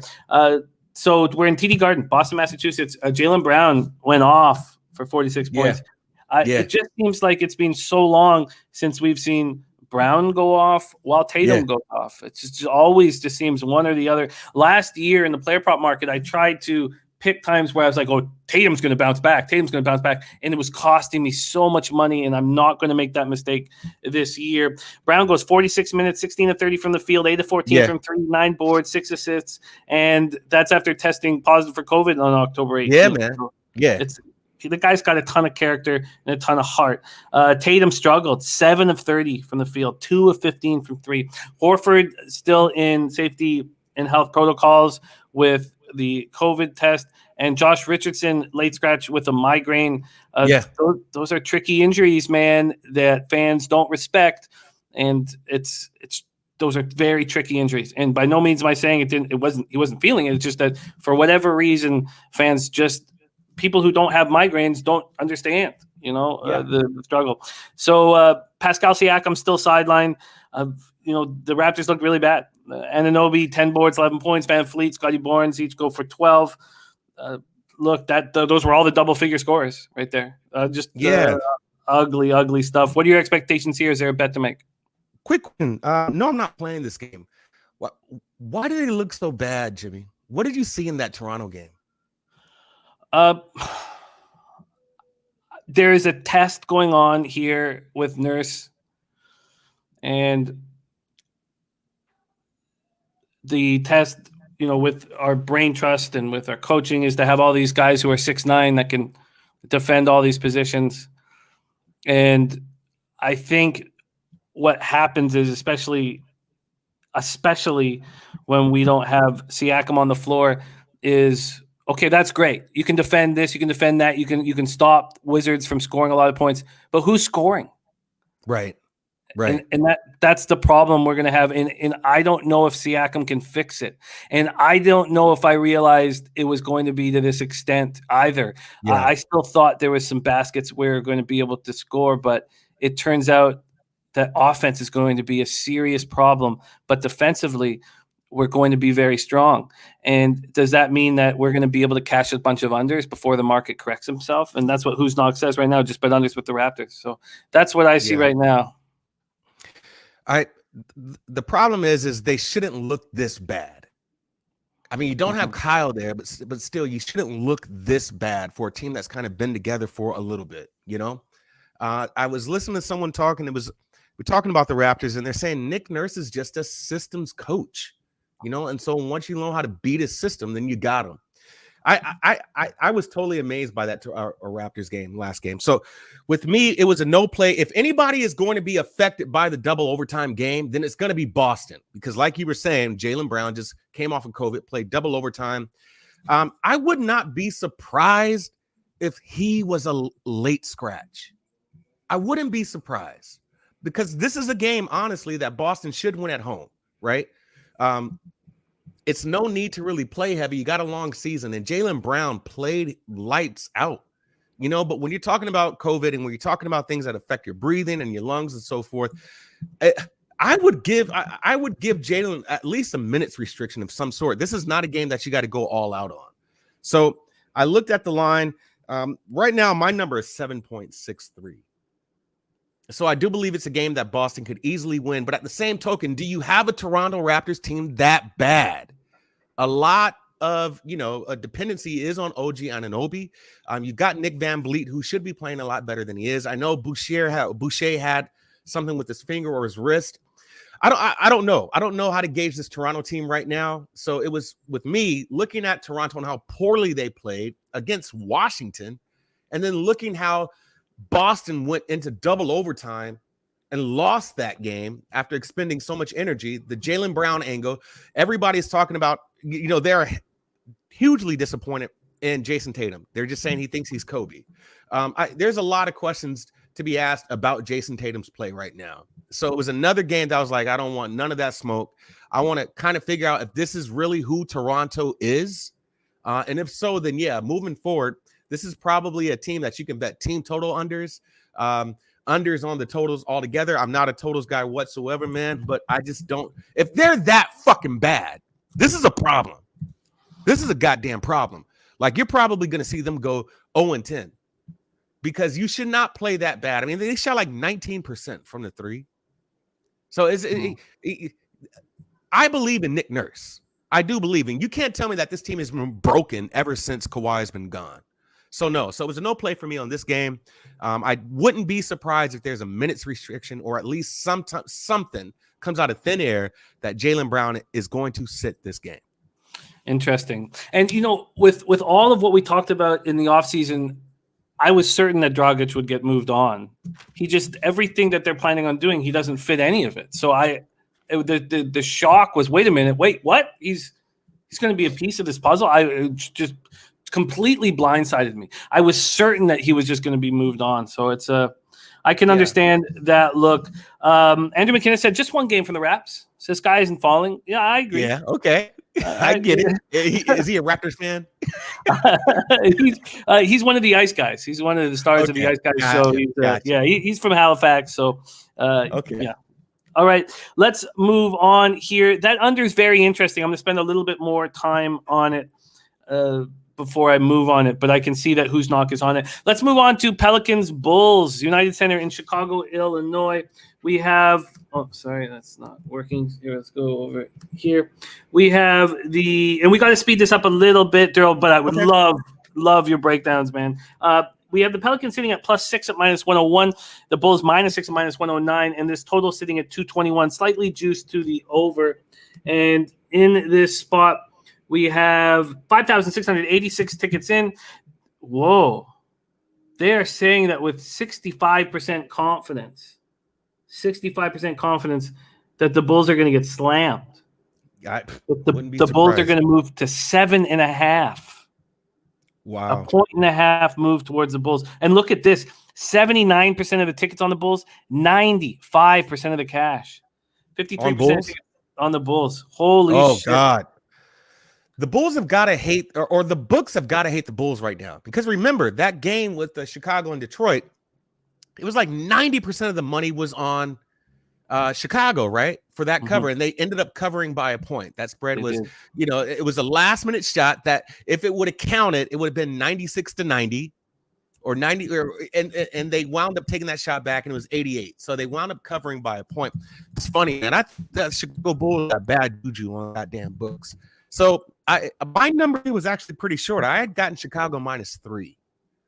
So if we're going to put our tinfoil hat on, man, maybe Chicago has got to give the books back the money they took from them, or the public took from them in the game against Detroit. I don't know. That's just me wearing my tinfoil hat, man.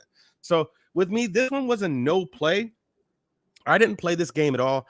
You talk about revenge angle. Talk about Lonzo Ball now going back and playing New Orleans, who did trade him. Now, Lonzo did probably want out of there. But, this is just going back to what J.J. Redick said about that whole organization just being trash, right? Griffin is trash. New Orleans is trash. You don't know what you're getting out of New Orleans right now. So for me, you look at this lineup. You do have Devontae Graham there, who I've really been high on. I was surprised that they kept Devontae Graham over Scary Terry in Charlotte. So with me, I didn't want to play this game at all because I think if I had to choose, I don't think Chicago covers today. But I didn't want to play it because I didn't really look much into that Chicago-Detroit game. And New Orleans, personally, is just a shit team, in my opinion, until you get Zion right. Bottom line. So I would have a no play on this game. But if I had to make a side, I don't think Chicago covers. I mean, I want to say that New Orleans kept it close against was it Philly that they played their first game? They 117-97, yeah, 190. But specifically the first half, they kept that close. I want to say, was it tied? It was 76ers went on a 22-4 run in the fourth quarter. That's what it was. Yeah. So they kept it kind of close, man. So if you have an angle, you could look at New Orleans, play them first half, but it's just not a game that I wanted to have any part of until I really study this team more. Interesting. And look, we're huge Nickeil Alexander-Walker fans up here in the north. 23 points. That was just 2 fewer than Ingram's team high. Josh Hart started in place of Williamson, then leaves in the second quarter with a quad injury, so he's not going to be in the lineup tonight. Levine said all the right things after the game, but they did not look smooth offensively with DeMar and Lonzo and Caruso. Valanciunas, Devontae Graham both started, and I don't know what to make of this team. I think you're right that probably wait till Zion comes back into this spot here. But very interesting market moves here. I would like to see what, just very quickly, if Bet365 has made this move that they're talking about with the Bulls. They've moved it to 6.5, so they're at 6.5. Pinnacle still at 6, and they're saying the market is saying that this will move to 7.5. And the tinfoil hat idea actually does resonate with me. There's going to be all this money on the Bulls. Very interesting spot. I'm going to need a little bit more time on that one. Let's move on to the next spot, and this is just I don't know how someone can actually cap this game with an angle. Oklahoma City Thunder at Houston Rockets, Toyota Center in Houston, Texas. We have, and I don't want to just give up and not try to cap it. I don't mean that, but Rockets are -2.5, and that's at -114. So you can imagine this will get to 3 real quickly. And this total is at 221, juice to the over. And maybe that would be a look to move towards the over. There's 2,496 tickets in. And the more I think about that over, the more, and now look at this, 53% of tickets on the over, but 80% of cash on the over. You could think that this will be a pressure-free spot for both teams to get playing, weak competition. 57% of tickets are on the Rockets, 88% of cash is on the Rockets. So maybe I end up moving on this game, actually. Let's break it down. Rockets trailed by 35, as many as 35 in that 124-106 road loss to the Timberwolves. We were on Timberwolves first half. It was an easy casher. Kevin Porter Jr., Jalen Green went 8 of 26, scored 20 points. Porter had 9 of the Rockets' 24 turnovers. Green was a -37. It's certain. You can almost say with certainty that they're going to have a much better game here. Now, this team has no toughness, and you have Christian Wood at center, and if you're asking Christian Wood to protect us, you're in big trouble. Utah led by as many as 26, 107-86 victory. Shea, Baisley, Dort. This team is going to be good at some point, but you add 4 rookies to it, and Giddey and Krejci and Trey Mann and Jeremiah Robinson Earl, and it was an absolute mess. The Jazz were playing poorly. They were playing badly and were dominant. Man. What do you think here, Derl? Oklahoma City, Houston Rockets. Yeah, this is another one that I kind of came close to taking Houston here, and this is the reason why. Houston, they played 13 guys in their rotation. That tells me you're trying to figure out rotations. You're trying to figure it out. OKC played 12 guys, 13 guys, I believe, also. But I do believe you have a solid core with Houston, and that team is going to be built around Green, Christian Wood, and, of course, Porter. You've got your veterans there with Danny Tice, baby, and, of course, you've got Gordon there. I think Silas is in a better position to have his team ready than OKC. I do like Josh Giddey. He's got to put some weight on him, man, but he's promising. I do like Aleksev Pokusevsky, but he's got to put some weight on him as well. But I believe I like Darius Baisley, man, who's supposed to be the new Westbrook. I think this is his third year now. And so he's showing a little bit of promise. He's getting to the bucket. He's running his pick and rolls. He's actually doing really, really good on off-ball movement. So I do like Darius Baisley. Lou Dort is just a dog, man. The guy, he can play, you know. And then SGA, I mean, I don't know what you get with him, to be honest. I mean, he's kind of up and down, not that consistent. So I just don't know. If I look at Mark Daigneault and how he's using this team, they're still just trying to figure this shit out. They really are. Theo Maladon is still in development. You've got Favors there, who's probably your longest veteran, or the longest tenured guy, going over a dime as your big man in the league. So I don't know, man. I don't know. If I had an angle, and I think I might get there, only because my number is Houston minus 5.3. So I haven't gotten to the window just yet on this game, but I do believe Houston is a better position to win this game than OKC, only because you've got that young guy that's getting a lot of playing time right now in Josh Giddey, who's going to have to figure it out. It's called OJT, on the job training. And you've got, Porter, Wood, and Green, in my opinion, are some great players that have some really good, development and chemistry that they can work on the court. I do like Houston here. I lean Houston, just haven't gotten there all the way just yet. Great breakdown. Yeah, I guess, like if I was just, if I had free plays, it'd be Rockets in the over. I don't think I can sit here and trust the over, but I imagine the pace is going to be fast here. And I do wait till at least 5 games into the season before we start talking about teams' pace. But I do imagine that the pace is going to be solid here. I mean, the Rockets were playing at a fast pace in that Timberwolves game. They were just playing so badly. So if the home team is going to dictate the pace, then I think the Rockets in the over. The last thing I want to do is be too invested in this game, but I'm leaning towards the Rockets and the over. Let's keep rolling, Derl. We still have 3 games left before we go into college football. So let's move on to San Antonio Spurs, Denver Nuggets, Ball Arena in Denver, Colorado. Both teams coming off season opening victories that were impressive. We have the Spurs as 7.5-point dogs. That's at even money. This total at 221. Then we have the cash flow side of things here in the Spurs game. We have 5,056 tickets in. Look at this, 61% of the tickets on the spread on the Spurs, 98% of the cash. Wow, big bets coming in on the Spurs. Then 30% of tickets on the under, 84% of cash on the under. San Antonio beat up on Orlando, 123-97. Devin Vassell. That's what they're supposed to do. Yeah, absolutely. And Vassell, Dennis Garcia, big fan of this guy, Devin Vassell. Dennis and I chat, great capper. He looked great, 19 points. Lonnie Walker, 17 points. They both come off the bench and put up those numbers. 7 players scoring double figures. And then Denver got some revenge, I guess. I mean, I don't know if Phoenix could care less about that, but Denver may have felt a little bit of revenge in that win. Jokic, 27 and 13 boards. Michael Porter got his extension, goes for 15 and 5 assists. And there was a good vibe in that locker room afterwards with Porter getting a career high, 5 assists, or tying a career high, and they're trying to move the ball around more. What do you think of this spot here, Derl, Spurs, Nuggets? Yeah, it's crazy about the cash coming in on San Antonio. I took this game last night also at Denver minus 7.5. That was an official play for me. My number was -9 Denver. San Antonio did show great promise, but you're supposed to smack Orlando. It's Orlando.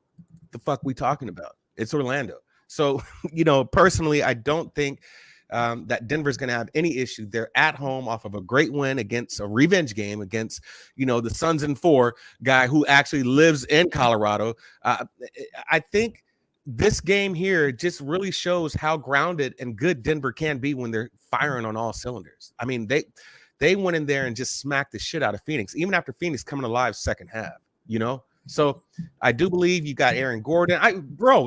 This team has just got some dogs, man. You talk about a team who's got dogs. This team has got dogs just across the board, man.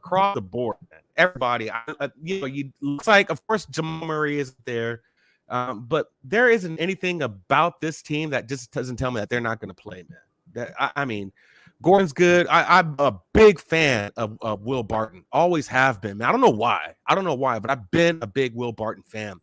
Joker is just the man, unfazed, unbothered player. So, make it fast, man. I took Denver -7.5. I do believe that this is going to be a blowout. Not really a look-ahead game. San Antonio plays Milwaukee next, so I don't know if that's going to be an issue for San Antonio or if this is going to be a game that San Antonio knows that they have to win because Milwaukee just got their ass handed to them last night against Miami. So, they're going to come out on fire. So if Pop is thinking it's a must-win game, we got to win this one now before we have to meet up with Milwaukee, then you can see the angle there. But at the same time, Denver plays Cleveland, which is, in my opinion, is going to be a harder game than San Antonio because of that backcourt. So I do like Denver. I did make that an official play. Denver -7.5. That's what I took. Denver -7.5. Interesting here. Sharp money coming in on Spurs, and I don't trust sharp money in the first week of the season. In game 50, that sharp money will be like, oh, this is important to follow. But here, I mean, in NHL at least, we were seeing sharp money come in on moves where they were using 2 games of analysis, and that's going to hurt you. And the people who know the sport inside and out are going to make money off that. And here, if we take too much into that Spurs win, I think that's a danger. Mm-hmm. And a very, very, very, very interesting spot there. Derl on Denver -7.5. I know it's tricky to dictate pace, so we got to be real quick here. But if you had a free spot on this under or over, and it's sitting at 221, what would you do? I would still take the over. I would take the over on this game.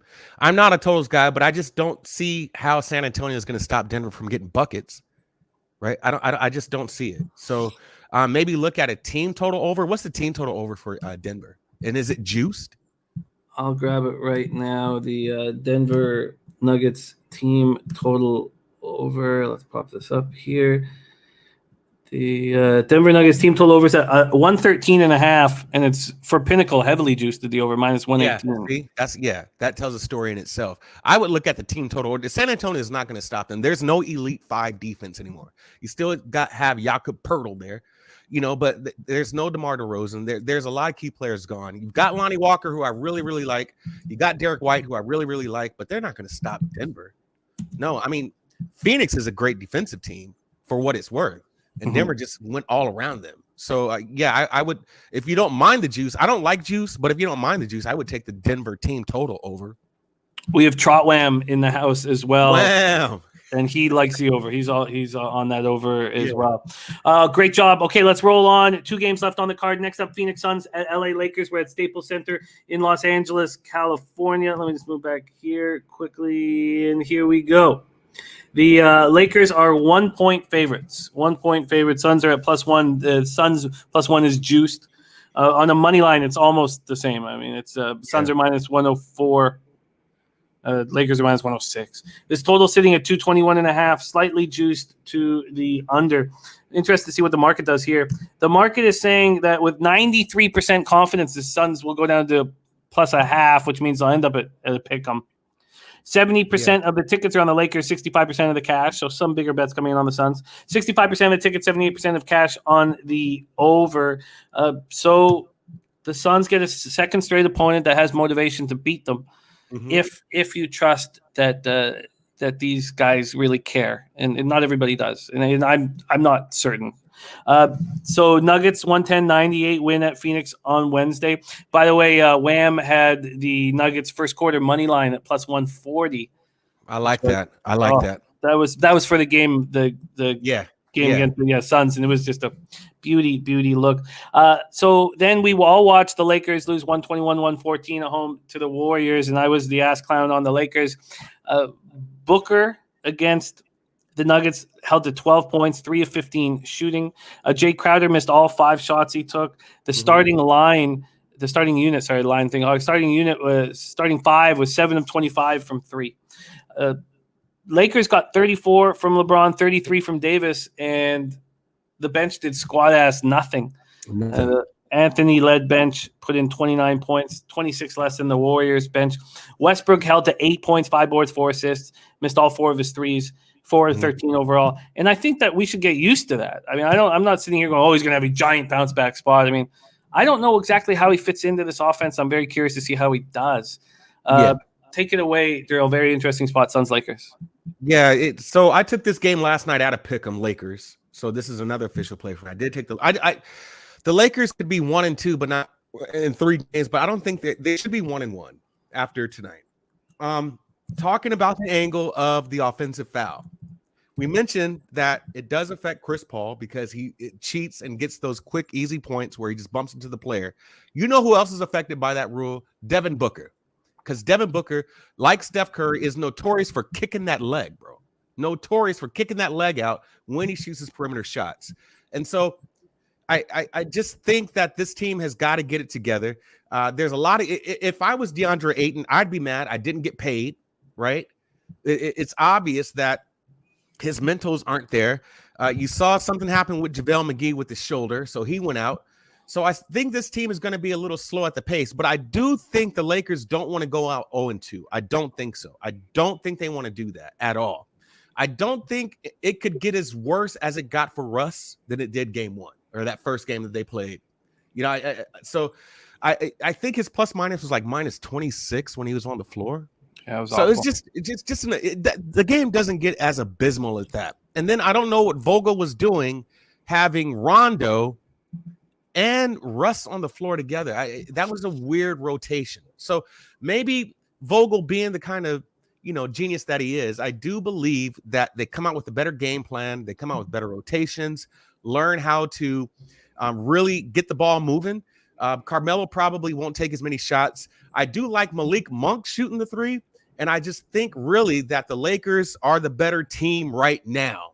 I was listening to a pod and they were talking about how it looks like as a part of Steve Kerr's game plan in that first game was whenever AD falls to the ground, just shoot out, just run a fast break because you got one player that is left hanging. So you always saw AD coming to the players late, coming back to the other side of the court late. So I don't know if you're going to see that much falling. I do believe that the Lakers are still kind of trying to figure out what they're going to do with their players, but at the same time, that team is still a lot better. This team is a lot better than the Suns, bottom fucking line. So you're not going to see a worse performance out of Russell Westbrook than what you saw against Golden State, in my opinion. But you saw really great shooting from LeBron at that. Really great shooting.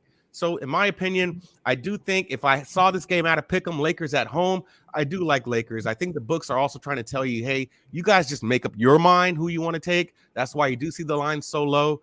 They're not giving them that -3 or anything like that. They're letting the public, they're letting the people decide how this game is going to go. So I did take Lakers out of Pick'em yesterday. Wouldn't be surprised if that goes back down to a Pick'em like you said earlier, but I did take them early as a Pick'em. Lakers had to pick him for Derl. I should have put this together psychologically before game 1, but LBJ's had such a big hand in the player personnel moves for the Lakers that, of course, he's going to show out here in the first few games of the year. I don't know why I didn't put that together in my head. It's a part of, if this team struggles, it's on him because he's had such a key role in bringing the players in and saying yes to these guys. So, and then we have a player prop here dropped in the chat from Ray Charles, says LeBron James 7.5 over rebounds and plus money. Like that prop a lot. Yeah.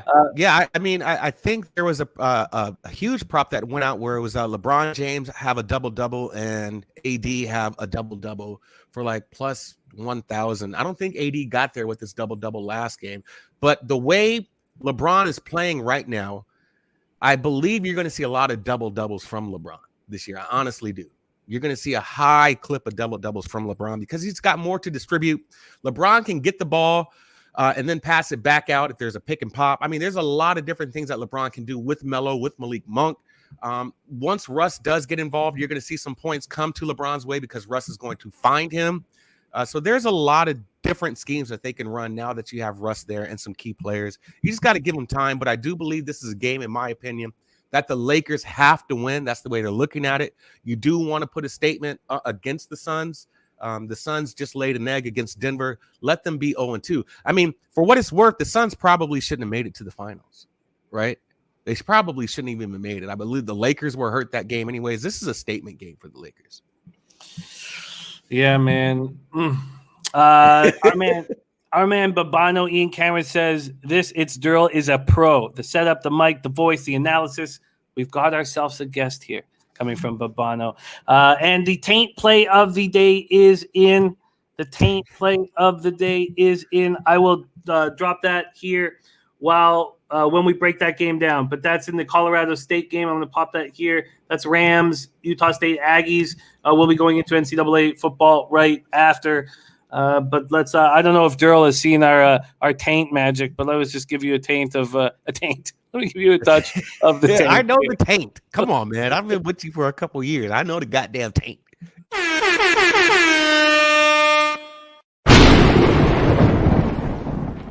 There's one. We have many. We have many.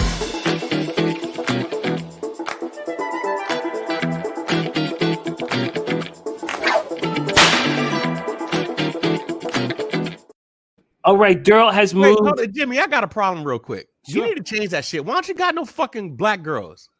You know that.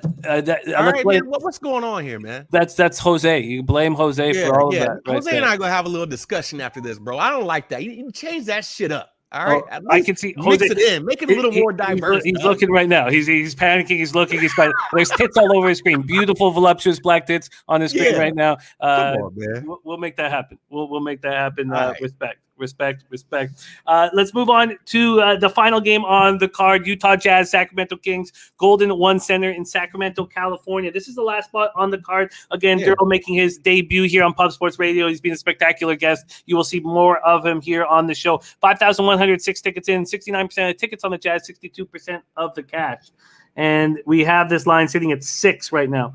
Jazz is 6-point favorites. The Kings looked excellent in the preseason. They carried that over. I shouldn't say excellent. They won in the preseason. They swept the board in the preseason. They carried that over to the first game of the NBA season against Portland, who looked terrible in the preseason, and carried that over as well.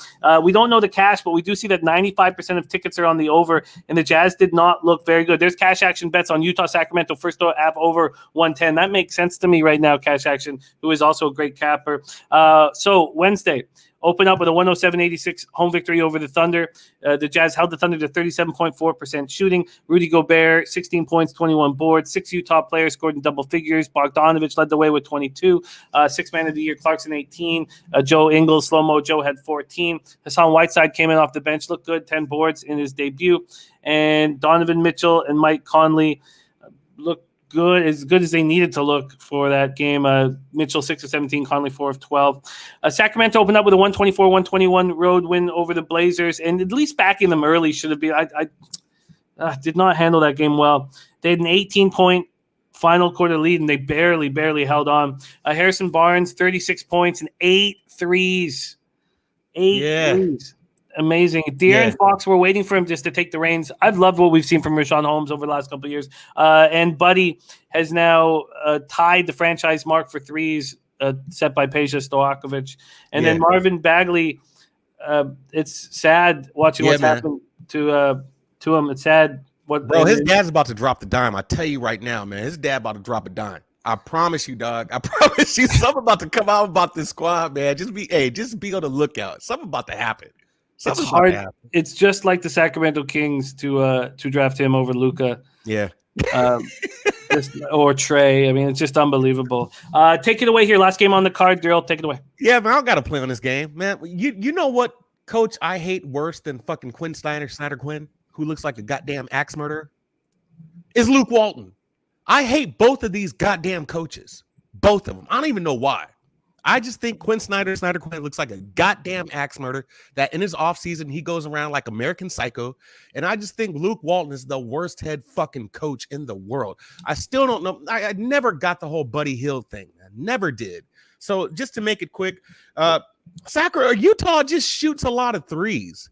I noticed that looking back at that game, man. They shot 30% from the three and still beat OKC by 21 points. You know, so are we living and dying by the three in the verbiage of, you know, Kenny the Jet Smith? Is this what we're doing here? I think Sacramento can get it done because if you're Sacramento shot 41% from the three, right? So if you're talking about a squad who is better, well-rounded, it would have to go to Sacramento as far as their shooting and what they're doing consistently. But for what it's worth, Utah Jazz is a top 3 team easily. These guys are going to be in the postseason easily in the postseason. So they're just the depth chart with Utah is just out of this world, man. So I do believe they need to get back to a position to where they're just moving the ball and not just shooting threes and just hoping those go in. I mean, I'm not really, I like Conley and I don't. I like Ingles and I don't, you know, but so just all in all, if I have to play this game, it will be Utah. But you know, yeah, like Wham is saying, Utah would be the spot. My number here was Utah -9. But I just don't have any interest in this game at all, to be honest with you. I just don't know what Utah's identity is. You know, they played against a terrible team, and Sacramento actually played a really good game. Harrison Barnes is that brother. You know, he's still good, man. He's come a long way. So I would have to sit out this game and just wait. This is one of these teams where I don't really follow a lot of Sacramento. Didn't follow them a lot in the preseason, just kind of look at some highlights and stats. But you know, personally, I wouldn't be surprised if Sacramento did some things here. It's just Buddy Hield should be in LA, and we'll probably talk about that more later as the season goes, and that's if Russ continues to lay an egg. But at the same time, man, I have no interest in the Sacramento Kings, and I have no interest in Utah, even though I did take them to win first half their opening night. So I don't have a play on this game at all. It's just personally, it's not interesting to me. I completely get it. I do think the pace will be fast, at least early. I can understand why Cash Action Bets likes that first half over. We have a question from Birdie. Says any board advantages in this one? Would like a rebound prop. It's a tricky game with boards because you have Rudy Gobert and nobody else. So Rudy Gobert's rebound props at 13.5, and that's heavily juiced to the under, which would mean maybe the market expects the Jazz to be up a lot, not have to play Rudy much in the fourth. Trotwam agreeing with the pace here. So is there any of these rebound props interesting? I mean, they're so low for the Kings. You got Barnes at 6.5, Holmes at 7.5. I would jump on Richaun Holmes, man. That guy is starting to develop and come into his own. I promise you, man, this kid is going to be great. And for whatever it's worth, man, do not sleep on Fox. Fox is a truth. He's a truth, and he can run up and down the court. They do have a fast pace, so you have the possibility to put Gobert on skates and just run circles all around this guy. And I do think Richaun Holmes is physical enough to get in the paint, box out, to bang up on Rudy Gobert, because Rudy Gobert is just tall and lengthy. You know what I'm saying? He doesn't have that much weight on him. He's smart on his feet and he's light on his feet, but he has the potential to be put on skates. And, you know, that this could be an issue here. But I would look at Richaun Holmes' props. If his rebounds are under double digits, jump on his goddamn rebounds. 7.5. Yeah. 7.5. Yeah. I don't see why he doesn't get that, because that's all Utah has is Rudy Gobert. And Richaun Holmes will bang with you on the inside. Oh, so yeah, I would look at Richaun Holmes' points and I would look at his rebounds. Like I don't play props, but sometimes things just make sense, and that makes sense. 8 rebounds for Richaun Holmes, nothing. I promise you. Derl, what a spectacular debut! Perfect. We're so excited about having you on the show, my man. Can't wait to have you more on the show. Let's do a quick review of Derl. Follow our man on Twitter. I'm gonna pop his Twitter handle right here in the chat. At It's Derl. Follow him on Twitter. He's a great follow. So he's got Cavs first half +1 at -106, Knicks -7 at -110, Pacers first half +0.5 at -110, and then we go to the next spot on the board. Yeah, that's all me. Denver -7.5 and -110, and the Lakers is a pick'em. Yeah, the only game I'm afraid of now is that goddamn Denver game, man. That's wild, bro. I mean, I got a -9 on my number, but the fact that sharps are hitting San Antonio, I don't know if they're looking at a backdoor cover. I don't know. This is weird. So yeah. Yeah, but I think you got a great card. As always, we will be tracking our experts with honesty and transparency. While we can't promise you wins, we can promise you that we will dig deep and cap to the best of our abilities and always be honest with our record keeping. Derl, what a treat it is to finally cap a card with you, my man. A spectacular work. I'll be in touch with you this weekend, and we'll get you back more on the show. And Babano, who is giving you all that love, he's the host of our NBA show. So we'd love to have you. Put me on, Babano, but tell Babano he better have some damn black chicks for the taints. That's not Babano. That's Jose's job. And Jose's being hard at work. For his show. I'm just saying, Jose, you're in trouble. You and I are going to talk, bro. You're right. You're right. Hey, when you're right, you're right. I can't argue with that. All right. Derl, much love. Brad 2 Live says, give this man Derl his own show, a sap. A sap. Great job. Great job. Tenzi Terry, I just gave out all the official picks from Derl. And for me, I'll just do it one more time and tell you what I'm going to be very close to moving on here. For Derl, he starts with Cavs first half, +1 at -106. He's on the Knicks -7. And I'm going to take a close look at the under on that game. He's on the Pacers first half, +0.5 at -110. In net Sixers, I thought your breakdown was very good, and I don't know what to do with that. Are the Raptors just going to be this defensive-minded team that can't hit buckets? It's very possible. So maybe we beat the market here, maybe because I remember Celtics games with a total of 212 and 213. Are they going to give us a 218? And so I might move on the under there. I was interested in the Bulls yesterday, but I wanted to talk it out. And your idea of how much money the books lost on the Bulls last night, it's very interesting. And I hate to do this, but the Rockets in the over in Oklahoma City Thunder. It's the last game I want to be watching with my shirt off and a bottle of booze. But it looks like I'm telling you right now, man, I do believe the Rockets can get it done. They are the more stable team. So if you are already leaning that way, I don't have a play just yet.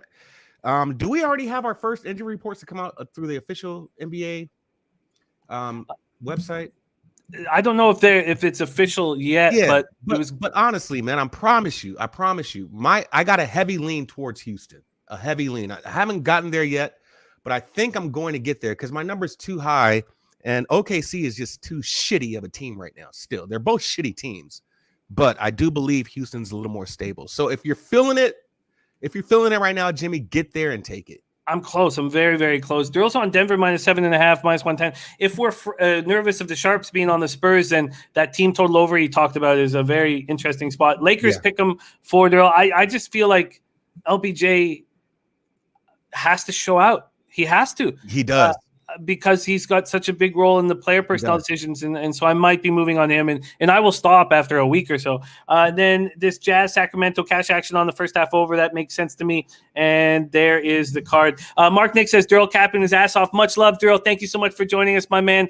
Follow him on Twitter, and you will see a lot more of him here on Pub Sports Radio. Great job. Thank you, sir. Jimmy, man, it was a pleasure being here, bro. I'm coffeeed up right now, so I can run about a couple of miles. Jimmy, a great pleasure and humbled to be on this show today, brother. Would love to run it back with you. Oh, man, it was our pleasure. We're honored to roll with you. There he is, Derl. Follow him on Twitter, and you will see more of him on Pub Sports Radio. We'll move into college football right away. Again, the site I use for market moves has been down now for a day and a half, and I'm not going to give you out stale lines, and that was something that kind of messed with us because it actually happened a little bit before our show yesterday, and I didn't realize that we were dealing with some stale lines in NHL. So we're just going to be using here Pinnacle, and that's the best site in my opinion in the sports gambling market. So we're going to go there. We'll start with Middle Tennessee State at Connecticut. And this has moved. I know it's moved from 15.5 to 14.5 at Pinnacle. And that makes a ton of sense to me. And if I wasn't so overwhelmed with making sure that I had all these games properly capped for you guys, I would have already moved on Uconn at home. let's see if the sharp money is going to stick with us here in this spot, because 8,070 tickets in, it's not really. So maybe I should pause and talk this out with you guys and not take a shit team. For whatever reason, I have this sick joy backing shit teams. And look, Arkansas State took care of me yesterday, but that was a much different situation. We have 67% of the tickets, 65% of the cash on Middle Tennessee State. So it's still fine for me here. And that's on the spread, of course. And then 43% of tickets, 58% of cash on the over, which I find interesting. Isaiah Bolton says, what's his Twitter? I will pop that here again right here. It's Derl is his Twitter. Follow him. He's a great guy, and you'll see a lot more of him on the show. We're at Pratt & Whitney Stadium in East Hartford, Connecticut. Middle Tennessee comes in fresh off their bye week. Blue Raiders were moving in the right direction a month ago, right? So they barely lose at Charlotte, 42-39. Then they have that huge win, 34-28 over Marshall as 11-point dogs. And we probably should have sniffed out that this wasn't a good football team and that Marshall was more of a mess. So that game, they were outgained 493-314, and Marshall turned the ball over 6 times. 6 times. And Who's Knock says Middle Tennessee by every metric isn't 14 points better than UConn. And our saying game of the day, UConn. I should have moved on this already, and now I'm not going to get. Let's see what Bet365 has moved on this game right now. Here, it's at 14.5 too. This makes me fucking angry, very, very angry. And JTB, did you see how that Hornets Cavs line moved opposite of what y'all thought? Let's pull this up right now. Here we go. So. Yeah, the Hornets are 2.5 heavily juiced. Interesting. Let's see if the money changed at all here. Thank you for sharing that with us, Dan. Still tons and tons of cash on Cleveland. And they're interesting. Very, very, very interesting. And Dan Kelly's seeing a 3. Okay, Pinnacle. Well, that makes sense because when Pinnacle's that juiced, all the other books move to 3. So let's get back to this Blue Raider spot. So Marshall turns the ball over 6 times. We should have smelt that Middle Tennessee was not that good of a football team. So then just before their bye, and this is the spot where we should have hammered against them, was they went into Liberty, and Liberty destroyed them, 41-13. They were 20-point dogs, but it was an easy cover. And Middle Tennessee's been losing road games. They've been faring so poorly on the road. They're 0-4 on the road. And this last 3 games in 3 weeks on the road, all but one of those losses have been by at least 14 points. Middle Tennessee can't move the ball on the ground. 538 yards over its first 6 games. It's the 6th lowest average in FBS going into week 8. UConn looked good in back-to-back weeks, barely losing 24-22 at home to Wyoming as 31-point dogs, then losing 30-28 at Vanderbilt as 14.5-point dogs. That's why when they lost to lowly UMass as 3-point favorites, it stung. Now, I have Viper NB in my head when we talk about these shitty football teams. I think Viper would be saying, why are you betting on this bum fight? Why, why? Why do you get this joy of betting with these shit football teams? And I can't explain why I get this sick-ass fucking joy betting on these garbage football teams. But I stayed away from UMass, UConn, and I was going to take UConn in that game, but I stayed away. When they came back and got their first win at home over Yale's 4-point dogs, that was a spot where the market, of course, because it was FCS competition, didn't come out till late. And I didn't realize that Yale was going to be the favorite in that game. And that was just a mistake of which I make often of just being overwhelmed with all these different sports that we're capping at the same time, because that clearly was a great spot to back UConn. So only one FBS team is worse on 3rd down than UConn, and it's New Mexico. But 1 percentage point ahead of UConn on 3rd downs is Middle Tennessee. They're trash. This is a trash team. I should have bet this already. A big mistake by me. I should have bet this already. Hopefully it's not at 14 by the time I got to get over that point is a big point, I believe. And look, this could still you're betting on a shit football team. This could still blow up in our faces. But in a game when the crowd's going to be going, well, will the crowd be going crazy? Maybe I should stop there. But when we know that Middle Tennessee can't travel well, you want to think that Middle Tennessee wants a ground game. And when they don't have a ground game available, and it might be hard to call audibles at the line of scrimmage, you have to think that that this is a good spot for the Giant home dog.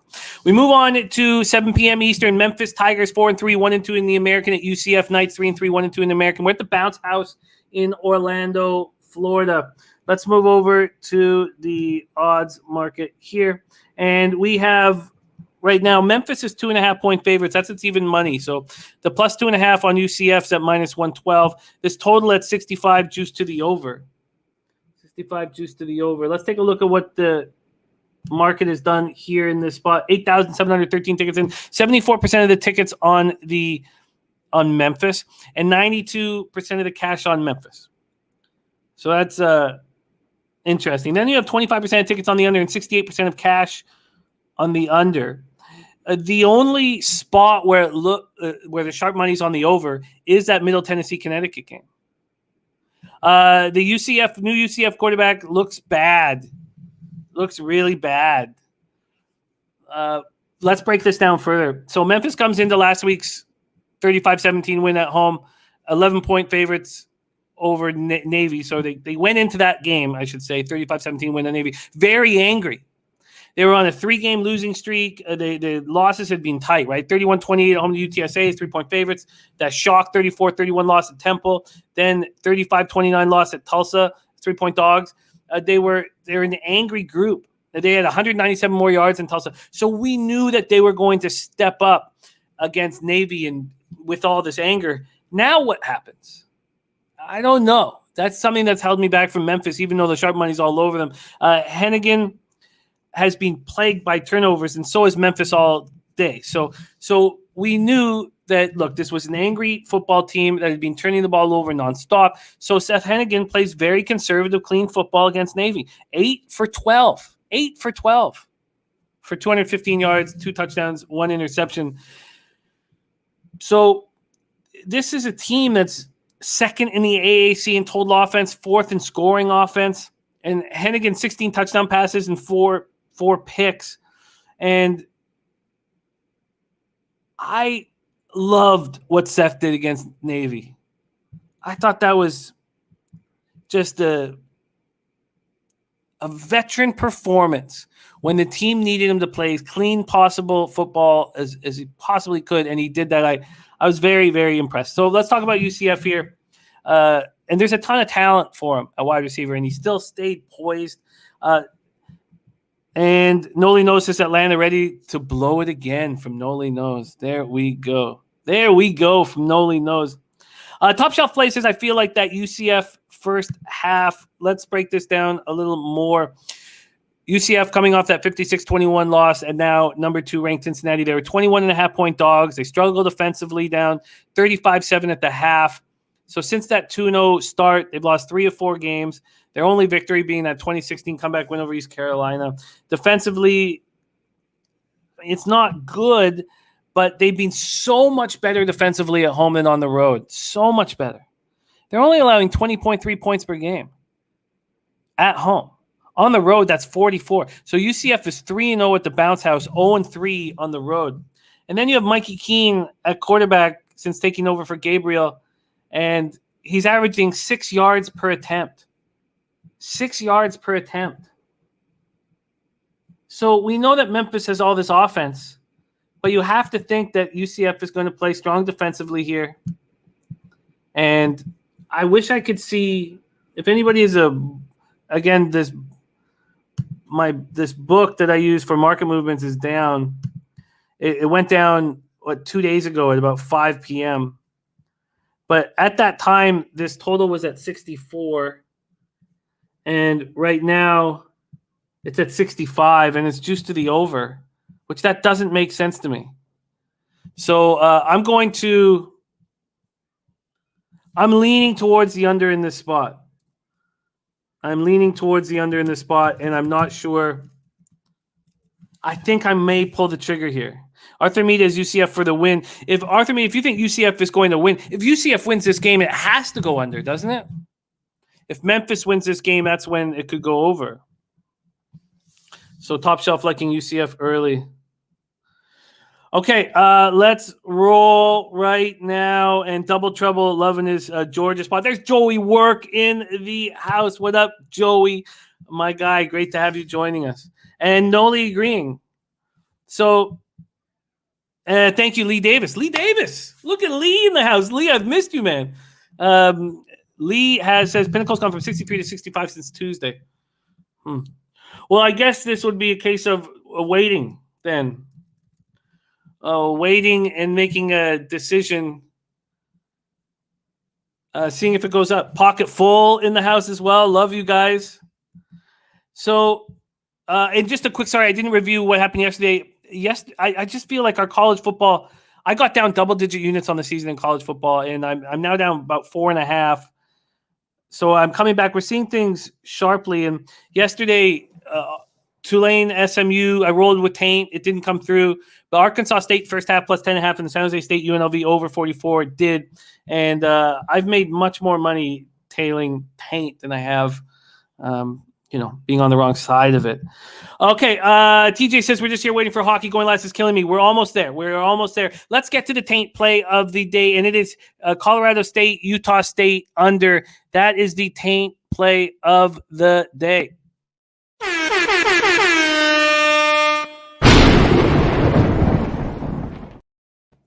Noli Noah says that that ULL Arkansas State under was easy last night. I wish I was on it, but being on Arkansas State first half was one of those spots where I was like, fuck yeah. And Wake Forest -3 is the Summers for Taint. That's the David Summer and Taint combo here. It's Wake Forest -3. I'm going to pop this here so I can share it again. Okay, so we have the under here in Colorado State. Utah State. Colorado State's just playing really good football right now. And I should have realized it. I should have realized that this team was going to improve and improve and improve from that game against Vanderbilt, because they came out with 20 scripted plays and looked awesome. And then the team sort of fell apart. But you could tell that the coaching was very sound, and they've been very good football team since then. What's Cab saying? He's saying, I told you last week, this week you're going to be positive. Oh, thank you, Cab. We're on our way, buddy. He says Wake Forest -3 is my top pick tomorrow, too. I forgot it was. And the straight cash only play of the day from David Summers is Texas A&M first half -11. I'm going to copy and paste that here as well. All right. Okay, so let's roll here. So Colorado State coming off a 36-7 dismantling at New Mexico. They just destroyed New Mexico. Now, I know that's not saying a lot. They were 13-point favorites, but they allowed just 69 yards of offense from New Mexico. And that came on the heels of a 32-14 win at home over San Jose State. And this is just a good football team. Olu, my man, thank you for joining us.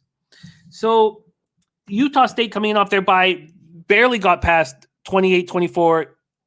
They barely got past UNLV 28-24 at 7.5-point favorites coming off their bye. And that came on the heels of tough home losses against formidable opponents, right? They lose 27-3 to Boise State. They lose 34-20 to BYU. So, and let's take a look at where the sharps are in this again. So we have 68% of the tickets on Colorado State, 49% of the cash. Interesting. Then 76% of tickets on the under and 70% of cash on the under. And Colorado State is 3-point favorites right now. Interesting. And then if I go back to this, opened with Colorado State as 1.5-point favorites. So it's moved past a crucial number of 3 while the sharps are on Utah State. That's confusing. So the Aggies have started out so slow all year. I'm surprised that there's some bigger bets, I guess, on the over right now. This total is sitting at 58.5, which is high. Isn't that too high here? So Centeio, I guess you could say, is improving game in and game out. He looked good in Albuquerque, but should we take too much into that. 16-25 for 289 yards. But this is such a high total. He's now throwing for 6 touchdown passes and 1 interception. We know what he does. He plays conservative football. He does a good job at playing conservative football. The Aggies are first in the Mountain West in total offense, but they don't have a running game. And I know that doesn't hurt them when they're at home, but it will hurt them on the road.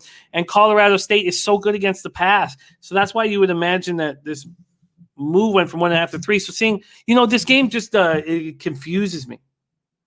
And taint play of the day is on the Colorado State, Utah State under.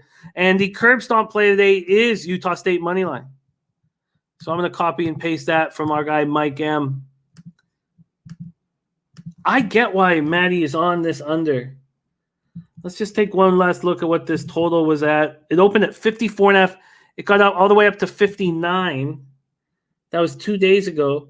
And then right now it's at – sorry, I got too many things open here. Let's just see what it's at right now. Right now it's at 58.5. That anytime there's a 5-point swing on a total, I love trying to get underneath it. And Matty Ice doing just that. I think this is a spot to roll with Matty Ice here. Great breakdown from Matty, or great look by Matty, I should say, on the taint play today. Colorado State, Utah State under 58.5 for sweet taint. Let's go on to 10:30 p.m. I think I'm going to roll with that. I'm going to need a little bit more study. 10:30 p.m. Washington Huskies 2-4, 1-2 in the Pac-12 at Arizona Wildcats. We're going to get in the NHL right after this. We're at Arizona Stadium in Tucson, Arizona, and this Arizona team has now lost 18 straight games. 18 straight games for Arizona. Let's see what this was opening at. So this opened at 15.5. Washington Huskies, 15.5 point favorites. That moved to 17.5. And right now it's still at that 17.5, although Arizona is juiced at 110. This total low, 45.5. And Top Shelf says Arizona plus 18 is a lock. 18 straight losses. Arizona played UCLA 2 weeks ago, lost 34-16 at home. Last week, they lost 34-0 at Colorado as 6-point dogs. They had 19 first downs compared to Colorado's 18 first downs. This might be too many points. This might be too many points. Cash Action Bets has Arizona plus 17.5 leaning to the first half under. Cap says that is a good under. I believe he's talking about the taint play of the day. And then Gerald Jones, by the way, best bet, Pittsburgh Panthers minus 3.5 versus Clemson from Gerald Jones. And Noli leaning towards Colorado State. They have been playing better football. But what happens in college is these teams come off the bye and it takes them a half to get going. You think that maybe it'll help them, week 2, that Aggies spot. Okay, so let's just take one last quick look at the stats here in this spot. Amazing how Arizona has fallen apart like this. But we just can't trust the Huskies offense, can we? Is that why Arizona is the look? They're averaging 23.5 points per game, and that includes scoring 52 points against Arkansas State. So if you take out that game, they're averaging under 18 points a game. A team that's averaging under 18 points a game is supposed to cover 18? I don't know. The Wildcats are so bad defensively. They allow 197 rush yards a game, but Washington can't run the ball. I mean, Kamari Pleasant has looked okay in his last couple of games, but he can't move the ball. But Arizona just got shut up by Colorado. I mean, Will Plummer has not looked good guiding this offense since Gunnar Cruz got hurt. I guess, I don't know. I can't do it. I can't do it. Matty Ice saying loving this over. Top Shelf says Arizona plays close games. You're right, Top Shelf. Clearly, this 34-0 loss is, the yards were pretty much even. I don't have them in front of me in that game. And as I already stated, they had more first downs. The under, you know what? I know what I'm going to do, and that's squad ass nothing. The Pac-12 games mess with me. I like them when I get to break them down with Noli Knows deeply, and then He's on the under 46.5 in Arizona, team total under 24. I could understand that this possibly is a get-right spot for the Huskies defense. Matt Maxey saying Arizona hasn't won in 2 years. So I know what I'm going to do, and that's nothing. Matty Ice on the over. Noli on the under. Let's move on to NHL. Let's move on to the ice right now. And things are moving smoothly. Last night we went 4-3, up 1.22 units. We're 17 and there's the record. Thank you, Jose. Islanders -1 was a loss. And they're having a tough start, 4 games on the road into a 13-game road trip. Rangers -110 was a really nice, easy spot for us. It was 2-1 with an empty netter to make it 3-1, so let's not get too carried away. Blackhawks -1. I'm so happy that I prefaced don't tail my Canuck spot, any Canuck spots right now, because I'm so angry at the team that it's clouding my judgment and my capping abilities. And Top Shelf says, I told you fade Fleury. Fleury wasn't between the pipes last night, Top Shelf. Oilers -1 at -122 was the easiest play on the board, and it will be. And look, there was a 40-cent move in a short amount of time. Anytime the Coyotes are playing right now, you bet against them. And I was talking with Nutflush about that, and Nutflush was saying, what you should do is just take team total overs against them. And you know what? That might be a great idea. Just take the team total overs against the Coyotes. But the Coyotes are one of the worst teams I've seen. I'm going to look back in history and see when there was a team as bad as these Coyotes are this year. San Jose Ottawa over 6 was a mistake. That was a mistake. Capitals -1 at +122 was a casher. And I opened that segment by saying I don't think that we're going to find value fading the Devils. And then Slatsy came in talking about the Hughes injury. And I was like, well, is Hischier going to be able to take care of business on the top line, all that stuff? But Birdie, Slatsy, the boys got me onto the Capitals, and that was a big, big score, and I'm very thankful. So thank you. Great. Beautiful. And Carolina, Montreal under 5.5. The first period under was the better look, but they both cash, so we are in business. Maxwell Smart, first period over 1.5 goals. Says Austin Matthews, 2+ goals and anytime goals, hooker money. Very, very, very interesting. And Cabby says Rangers cashed for us too last night. Good game too. Yeah, I think that we're going to get I think that Nashville's going to give up at some point this year and have a fire sale. Poor Buddy's Nerfix says, it's bad right now, but ahead of Chicago. All right, let's get to work. So we're in a fine spot. I'm not up 40 units on the season like Birdie, but I have a dream to get there. And Top Shelf saying Kings versus Dallas under a lock. Okay, let's go through this NHL card right now. And let me move a couple of things over and see where we start. Again, I've made 4 bets already on this card. So the first game at 6 p.m. is one of those that I have not bet. And I don't feel comfortable with the Toronto Maple Leafs. Michael Hutchinson making his first start. I'm not sure what we're going to get out of him. 2 years ago, I would have said, fade him immediately. Fade him. But I don't know anymore. Hutchinson's now been around for a while, and it probably wouldn't shock me if Hutchie had a good start here. And if he was saying, look, I can be the man. I'm not sold on Campbell. I'm not sold on Jack Campbell being the man. So I would, in the past, all I've wanted to do is fade Michael Hutchinson. And for some reason, I feel like this could be a little different. Aiden Hill, 2-0 with the Sharks, 1.50 goals against average, .932 save percentage. He is looking good. And he's a big body in there. And, with a 6'6 goalie, what we've seen what it can do with Ben Bishop. When Ben Bishop is on his game, having a 6'6 goalie is tough to get through, tough to find holes.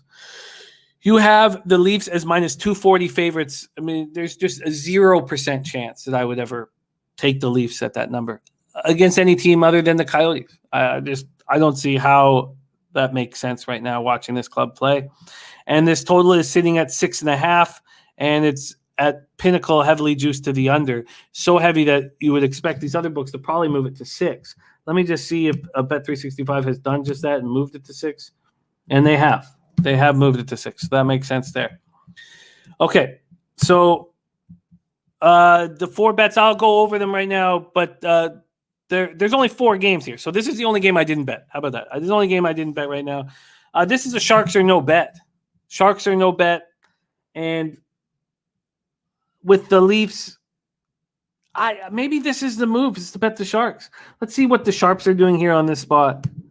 I mean, I feel like when you bet a team that's 3-0 that was supposed to be bad this year, that you're putting yourself in a situation to be late to the party and early for the funeral. And I don't want that. And they're saying that the Sharks will go down to plus 185.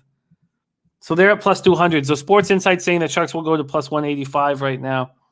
57% of tickets, 89% of cash is on the Leafs. And 52% of tickets are on the over. I don't know what to do with this Leaf squad, and the Sharps are all over it. And look, I cannot sit here and make my first bet on the year on the Sharks when they're 3-0. That just is an ass move for me. Birdie says Slatsy sent me a message this morning. Matthews has scored the last 4 games for Sharps. That may be the look here. And Lee Davis says, Jimmy, I remember would be playing the Sharks minus 1.5. Well, yeah, with Michael Hutchinson in. I feel, Lee, like that this is a play. I just cannot back a team that I did not expect to be good, that opened up 3-0. I can't back them on their 4th game. It makes absolutely no sense to me. This is a Sharks or no bet. Renmo says cash on the over. It's actually not up where the cash is. Only the tickets, 52% tickets on the over.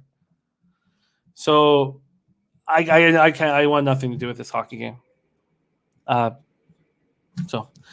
it is. All right, let's move on to 7 p.m. Eastern. Boston Bruins at Buffalo Sabres. This game is absolutely fascinating. I think of so many angles here when I see this game, and I can't wait to hammer it. And Lee Davis, so great to have you back in the chat, man. I know that you watch a lot of shows and you stay out of the chat, but you're such a strong capper, man. We need more Lee Davis in our lives. Okay. AB says his normal books not to offer an alternate puck line -1. Use DraftKings. They really are. Yeah, AB, again, for everybody rolling with us, you build your own -1. And our guy Ron Crawford gave this to us. You build your own -1. Here it is pop in the chat right now. Build your own -1 and reap the rewards. And any book that's offering you a -1, still build your own. Because they know how dangerous. Because there are a few books that do offer the -1, and it's a great bet, and they give you shit odds on the -1. Okay, so I made a bet here, and the market was moving against me. Let's see if it has continued to move against me. Yeah, it's 5-cent move against me. I'm on the over 5.5 at Bruins Buffalo Sabres, and I'll walk you through sort of how I saw this game here. We have the 5.5 is at -112 to the over at Pinnacle. And the Bruins are at -216. -216, which is interesting because I knew I could get – I think I wrote it down what price I could get on them. Did I put it somewhere? I thought I did. Maybe it's in here. Here, I think. Sorry, that's not it. Let me just pull this up quickly, I believe. No, I don't have it. Damn it. Okay, apologies there. Let's see where the sharp money is. But clearly, the market looks like it's moving towards the Bruins. 55% of the tickets on the Brewers, 67% of cash on the Bruins. And is that Swayman in net? Come on, you telling me that Yolmark's not going to be playing against the Sabres? Oh, please don't tell me that's the situation. Please tell me that it's Yolmark. Or I'm going to... Yes, it's Yolmark confirmed. Okay, sorry. Good thing. Okay, I was going to lose my shit here. Okay, so Craig Anderson on the other side, it's just shock and awe that he's having a good start. He's a veteran goalie who can get hot, and he's having a good start, and that's great. Injury-wise here, you have Cody Eakin and Casey Middlestad hurt for the Sabres. You have 2 centers hurt for the Sabres, and to me, that's a huge loss, and yet this team just keeps rolling. They just keep rolling, and it's I love it, but I don't know how it's happening. Here we go. Let's see what this Buffalo Sabres lineup is. With missing two of their centers, you have Cousins moving up to the front with Skinner and Hinostroza. You have Thompson with Asplund and Olofsson. Jurgensen with Okposo and Bjork. Kagula with Ruot, Salainen, and Hayden. How is this team doing it? This is absolutely ludicrous. Absolutely ludicrous. And Top Shelf Play says Sabres is the Cardinals of hockey. Sabres is the Cardinals of hockey. And to help lead us and guide us through this, because I have a lot to say about the Linus Ullmark situation and how I kind of looked at it from a capping perspective, we have our guy, Jose Sehe, play of the day on the ice. Excitement on ice. Jose, welcome to the show. How are you, my man? Jimmy, I'm doing all right. Oh, there we go. Here we go. I'm doing all right. I've got the sticky puck going. I'm ready to go. I'm confident. I'm rolling. I don't know what my NHL record is individually, but I'm feeling good about it. I have your NHL record. You are slightly up units. That's why you are on right now. Bruins save, and overall though, that is also very, very important with the Jose Sehe plays of the day. 50 and 50. You've hit the 100 play mark, 50 and 50, but up 1.39 units with an average line of plus 102. Here we go. Jose Sehe play of the day. Bruins Sabers. How do you see this thing banging out? Well, Jimmy, I want to first ask you a question. Sure. Are you going to stab me in the back again? Look, I understand, but I understand your feelings about me not rolling with you on the 6-9, but that was a stale line situation that we were dealing with. And I still almost bet it out of guilt at minus 130, but I will never take a total above minus 125. It's a rule, a steadfast rule that I have. I don't believe the implied probability in a total works at that number. So here, I've already bet it. I'm on the over, and I got a bad line. I got over 5.5 minus 120. Good. Well, I'm going to take that bad line with you because I'm going with you. Because guess what, Jim? I'm hard to win over. I'm hard to win over. Here's a fun fact about me, Jim. You'll like this story. I was a big Tim Thomas guy. I'll die for Tim Thomas right here, right now. Wow. And when I was a catcher, I was a left-handed catcher. You don't see many of those. I would just repeat to myself, I'm Tim Thomas.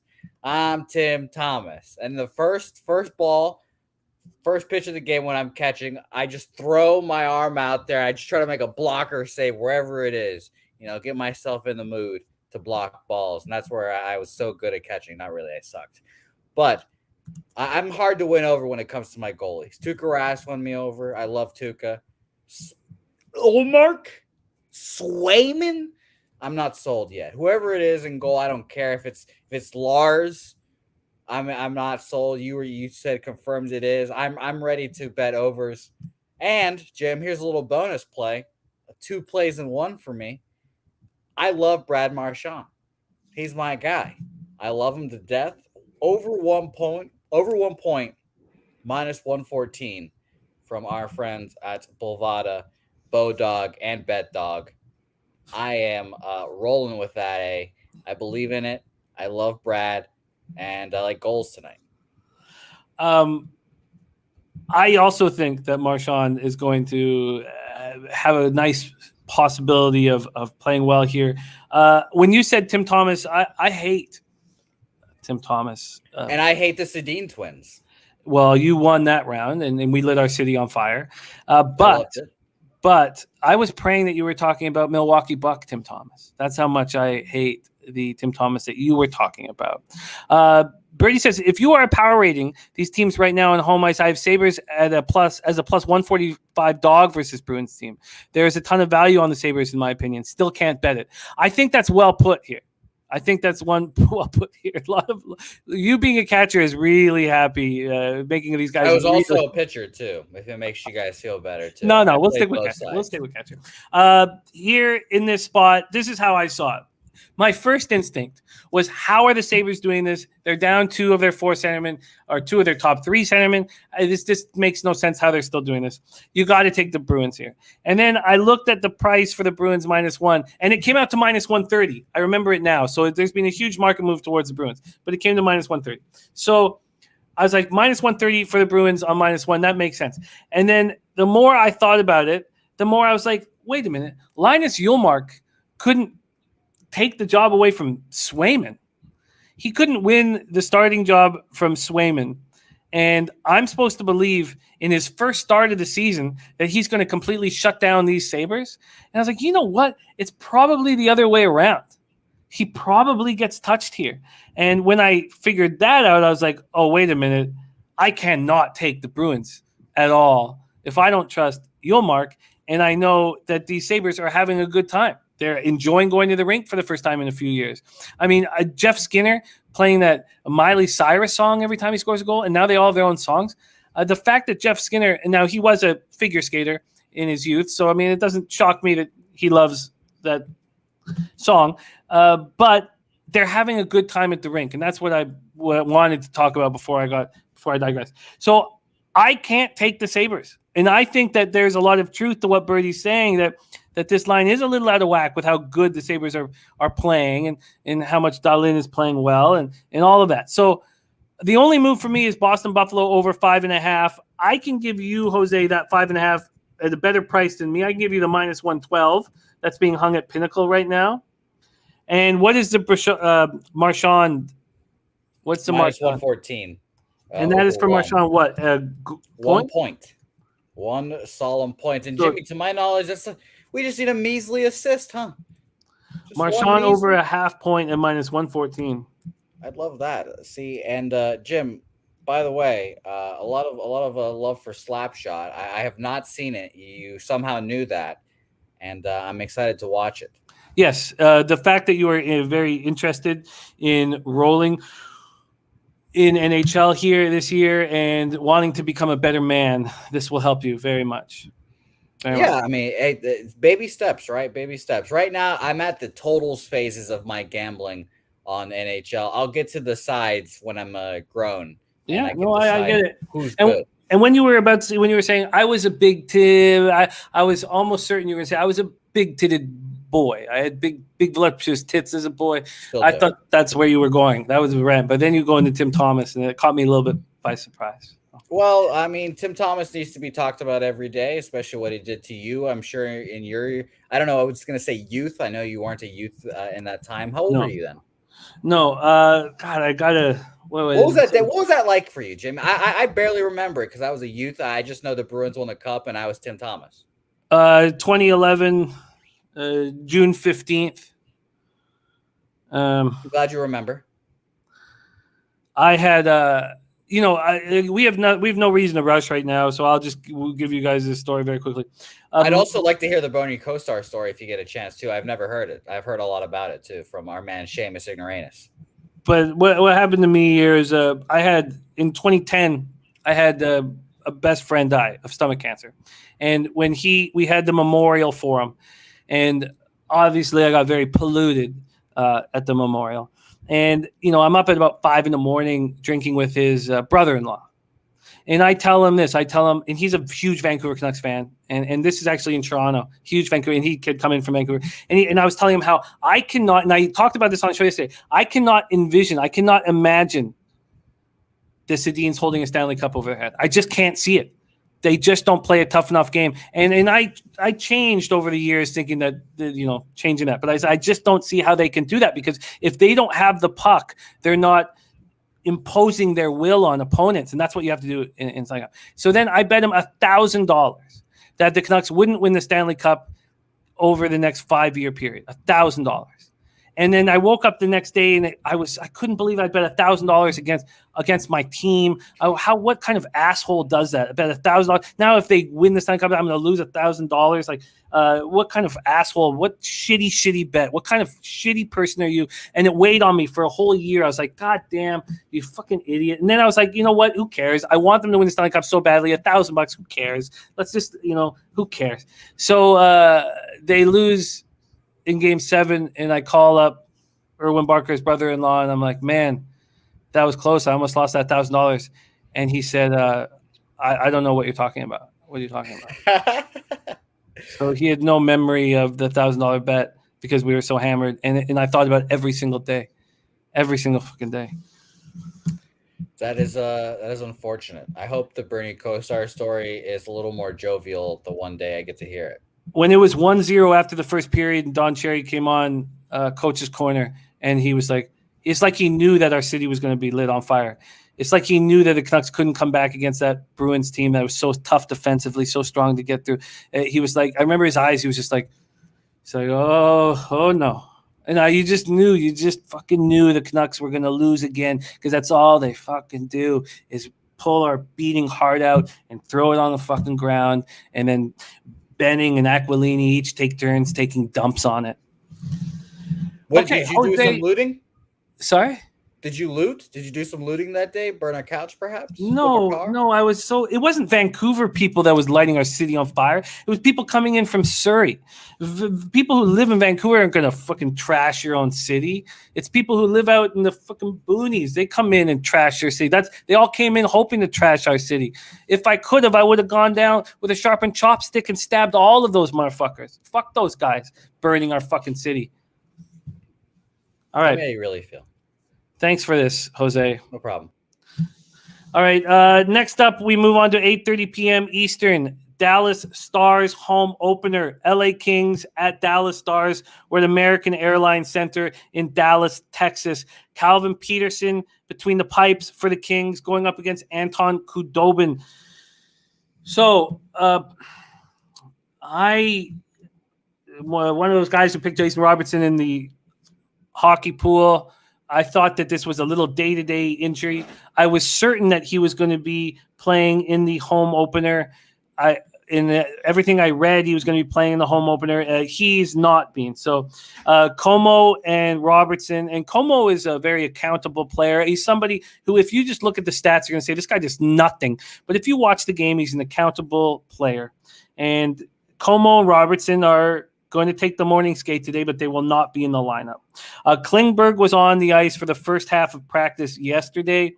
He is doubtful. So when the practice was very light and easy, he was on the ice, and when it got tougher, he left the ice. For the Kings, Brendan Lemieux is on the COVID list. Anytime a player is on the COVID list from a team, I get a little nervous if you want to support them, thinking that will somebody else end up on that list as well. I think this Dallas Stars team is very good. I think part of the reason why they only went 2-2 on the road is because they were still giving Tyler Seguin the benefit of the doubt. They were giving him Jamie Benn and Alexander Radulov to play with. He's coming off a knee surgery and a hip surgery. Seguin is done. He's fucking done. He's done. Now, look, I've heard he's a great tipper. Right, I've heard that, he finger bangs. This is before he got married, would finger bang women in the bars and tip heavily and drink and buy everybody drinks and everybody loved him. That's great. Your time is over, Tyler Seguin, because you didn't care enough about hockey back then. He's not getting shots on goal. If you look at his shots on goal in like the first 5 games of a year or first 4 games, you just take the first 4 games of the year. You look 3 years ago, he had like 30 shots on goal. Then you go 2 years ago, 18 shots. This guy's not getting shots on goal. He's not doing anything. This guy is now on the 4th line, and you dump him to the 4th line. Give Rupi Hintz better players to play with. Give Guryanov better players to play with. And I know Seguin's the center, so that doesn't really work, but we'll get him off. Get him off. Birdie says, can we get where the money is on this one, please, and thank you. I think this Dallas Stars team is going to be very good, and I think that the Kings team is going to be average. I think that will be tough to play with at spots, and I want to back them at home in spots as dogs. But I do not want them here. I want the Stars in their home opener. Now, it wasn't a great trip, so I like that. If they go 4-0, come back to their home opener, this might be a spot that I want to fade them. This is not one of those spots here. I just want to see. So I got, and this hadn't moved. I got money line minus 150 and the puck line plus 167. That gave me a plus 107. And then it was minus 150 and like plus 165 this morning. So there hadn't been any movement. The first thing I want to do is see if there's any movement here. And now it's minus 140 plus 167. So that's not good. It's not good. Here is the cash in this spot. Tom and Tom, thank you, my man. Thank you very much. Jared JB, yes, this is a 3-hour show. Fuck it. Here we go. The cash in this spot, 2,320 tickets in, and the Sharps are on the Kings. 25%. Oh, sorry, that's spread. Let's do this again. Here we go. But the Sharps are still on the Kings. 24% of the money line bets are on the Kings, and 57% of the cash is on the Kings. 63% of tickets are on the under. I can understand why it would be on the under. This under, by the way, at 5.5 is juiced to -140. I want nothing to do with that. I love Tyler Seguin going to the fourth line. I don't like backing a team that's coming off of a road trip, but I don't mind backing a team that's coming off a 2-2 road trip to their home opener. So Stars -1, very comfortable with on my card. So let's move on to the last game here, Oilers Golden Knights. We're at T-Mobile Arena in Las Vegas, Nevada. First things first, I saw that Birdie was on the under 6.5 at -125. And I took a little bit of time. Po Buddy's Nerfic says, bonus says Holtby starts tonight. I saw that he was expected, and that I was shocked at that. Now Holtby's looked very, very good. So and I don't really trust Goodobin that much, but I was shocked that Holtby would be given the opportunity, and it wouldn't. After he played so well, it wouldn't turn me off of the spot. Birdie wants to know where the cash is in this Oilers Vegas, but let me just explain this a little bit. So he was on the under 6.5 in this spot, and I watched that Golden Knights game against St. Louis. I was on the under confidently, and I was also on Vegas, and there was that giveaway. But I watched the way Vegas plays without Stone and without Pacioretty, and it's a very tight, conservative ship under DeBoer, and they have the defense that can help them do that. Now they're also down Alec Martinez, so you have no Patches, no Stone offense, and you also have to add down Alec Martinez, which means you can't have the defense pinching. You're going to be playing these guys for you're going to be playing Theodore, and you're going to be playing Pietrangelo a ton, so they can't pinch because they're going to be playing close to 30 minutes a game. Puck Bunny play of the day, Vegas Golden Knights, big win last night. Let's get it. I am on the Edmonton Oilers here. It's going to be very tough for Vegas to play these Oilers. These Oilers didn't extend much energy in Arizona last night. And at this point, with Vegas and with the way I see Edmonton playing here, I like this under 6.5, and I like the Oilers at +110. By the way, Birdie says, I'm thinking of taking the Kings here. LA opposite here. They're a veteran team with wives. I'm taking the Kings money line here. You'd be with the Sharps here, Birdie. So I get it. I completely get it. So Oilers, Vegas, there's 2,723 tickets in. 67% of the tickets, 89% of the cash is on the Edmonton Oilers, and I agree with this. 56% of the tickets, 66% of the cash is on the under, and I agree with this. The Oilers have become an easier team to play when they load up that first line. The Vegas, and with DeBoer coaching Vegas, he's going to make them no penalties, 0 penalties. Play a very tight conservative game. Have your best defensive forwards on that first line and try to win special teams and find a couple spots where you can get odd man rushes. I think this under 6.5 is a good look, and I think the Oilers take care of business here at +110. So that's my spot there, Oilers and Edmonton. I have 4 bets on this NHL card. I'm on the over 5.5 in Boston Buffalo. Jose's also on that, and he's on Marchand over a half point at -114. Nasty Nate took the Knights. Nasty Nate, I took the Knights against St. Louis. This is not the type of situation that we usually get into with a back-to-back. The Oilers put out none, and they didn't extend energy in that win. It was a very comfortable win. Get on the plane, get to Vegas. You don't go out, you go to sleep, you wake up in the morning, and you have this huge game against the Golden Knights, who are the premier team in the conference. I think this is a focused Oilers team that comes in. I don't mind back-to-backs early in the season. And look, you have a nice chance here. You have a nice chance here with Vegas. I don't want to talk you off your spot here, Nasty Nate, but I love the plus line on the Oilers, and I think they can take care of business here against the team missing arguably their 2 best forwards and their certainly their third best defenseman. So, look, if the Oilers were missing their two best forwards, and this is a bad example because they're so top heavy, but are you telling me I'm going to get a plus line on the Oilers against a team missing their two best forwards and their third best defenseman? I don't care if it's back-to-back. So, here we go. Oilers. Oilers plus 110, Edmonton, Vegas under 6.5, Stars -1 plus 107. Those are my 4 looks. Have already been bet. The final spot here is CFL. We have a nice record in CFL. Let me pull it up right now. We are 13-9. There, 13-9, 59.1%, plus 2.80 units. ROI plus 12.73%. Jose Bouquet, does it say over 1 point? Actually, it says over 1 point, so 1 point is a push? No. It's got to be over a half point, right? Or do you cash with it pushing? At least 1 point. It's over 1 point, so I get the push, and then if I get 2, it cashes. Oh, that's dangerous. Wow. Okay. That's a very interesting. Okay. That's interesting. Okay. Should I not do it then, Jim? Is that what you're telling me? I don't know if there's a lot of risk reward if you look at the amount of games where, because you're getting a juiced line. I mean, let me just see what I can get you here at Bet365 here. Yeah, they're not giving you a point. They're just giving you goals. Well, then, don't worry about it. Jim, you're my father here. I've learned my hockey from you. Then we won't have to worry about it as long as you don't stab me in the back again. The chances of a player scoring 2 points in the game that should be at least a plus 100. You shouldn't have to lose juice for a player to score 2 points. So I don't know if I don't like it. Jose, you want to cut it? Okay, we're cutting. Jose's cutting that. I thought it was over a half point. And I was like, man, that's a great number. Okay, so we're cutting. Yeah, Jose's cutting the Marchand look. No, I don't think that makes sense.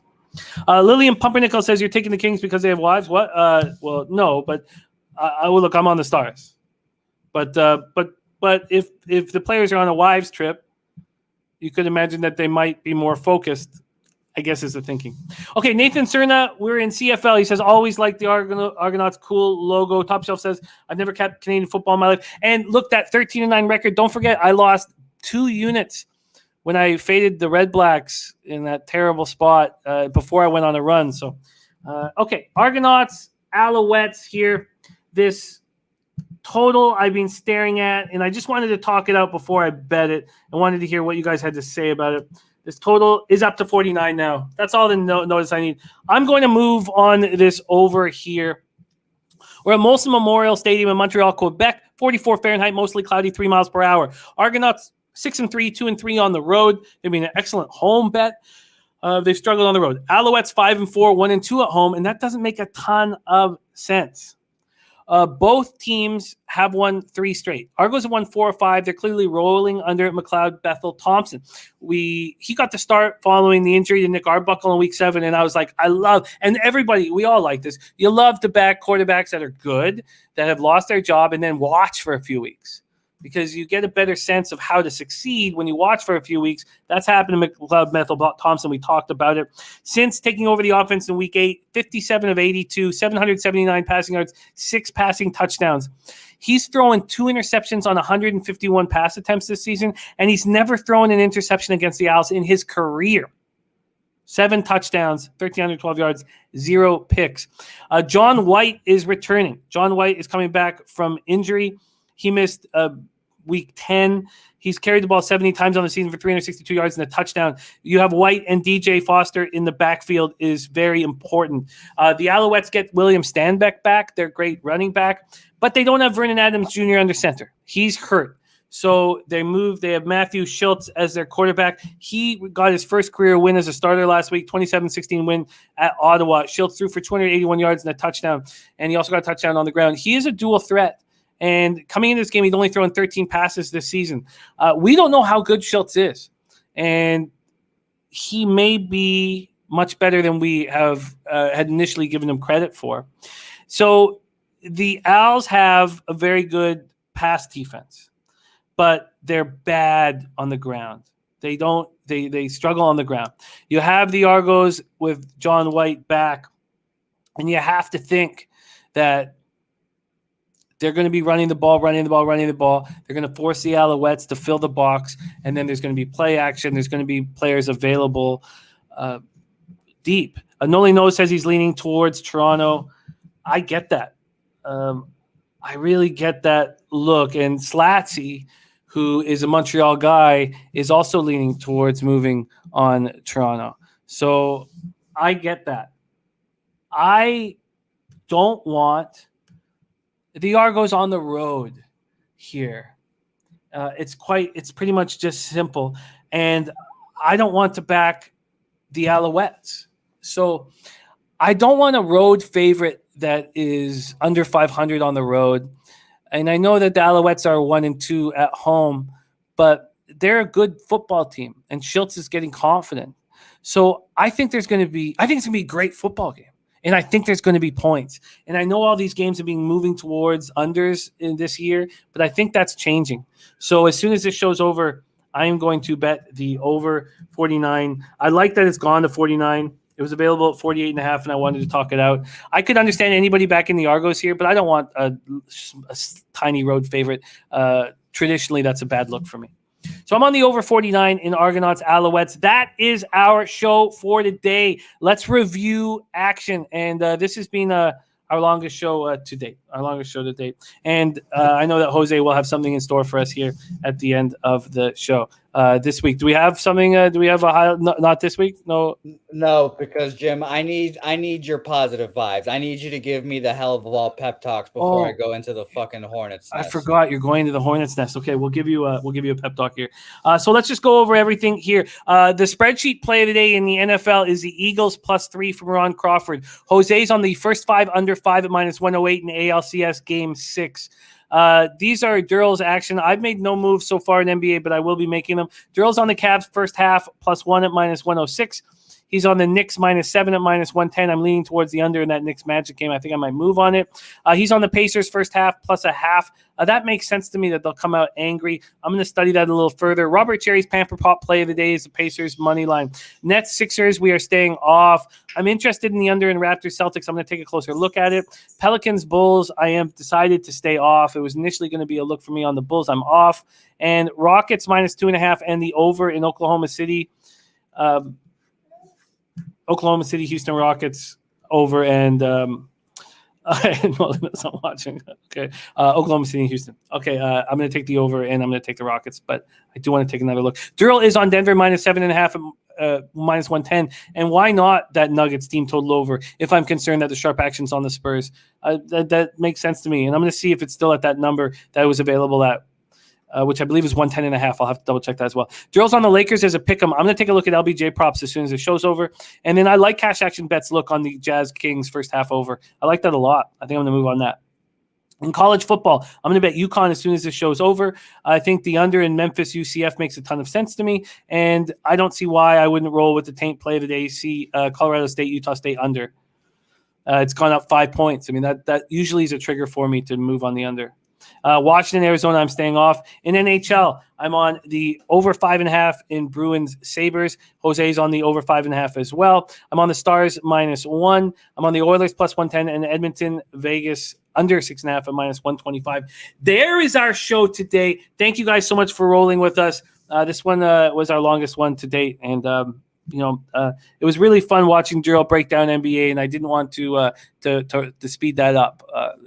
His first opportunity to roll with us, I really wanted him to milk every last second of it. So let's break down this spot for our man, Jose. Jose, a lot's on the line for you tonight. You're going to be there with your girlfriend. Hell go. The main thing that you need to do is if you are yelling and heckling, you can't have a drink in your hand. That is the first rule about heckling, and you can't swear.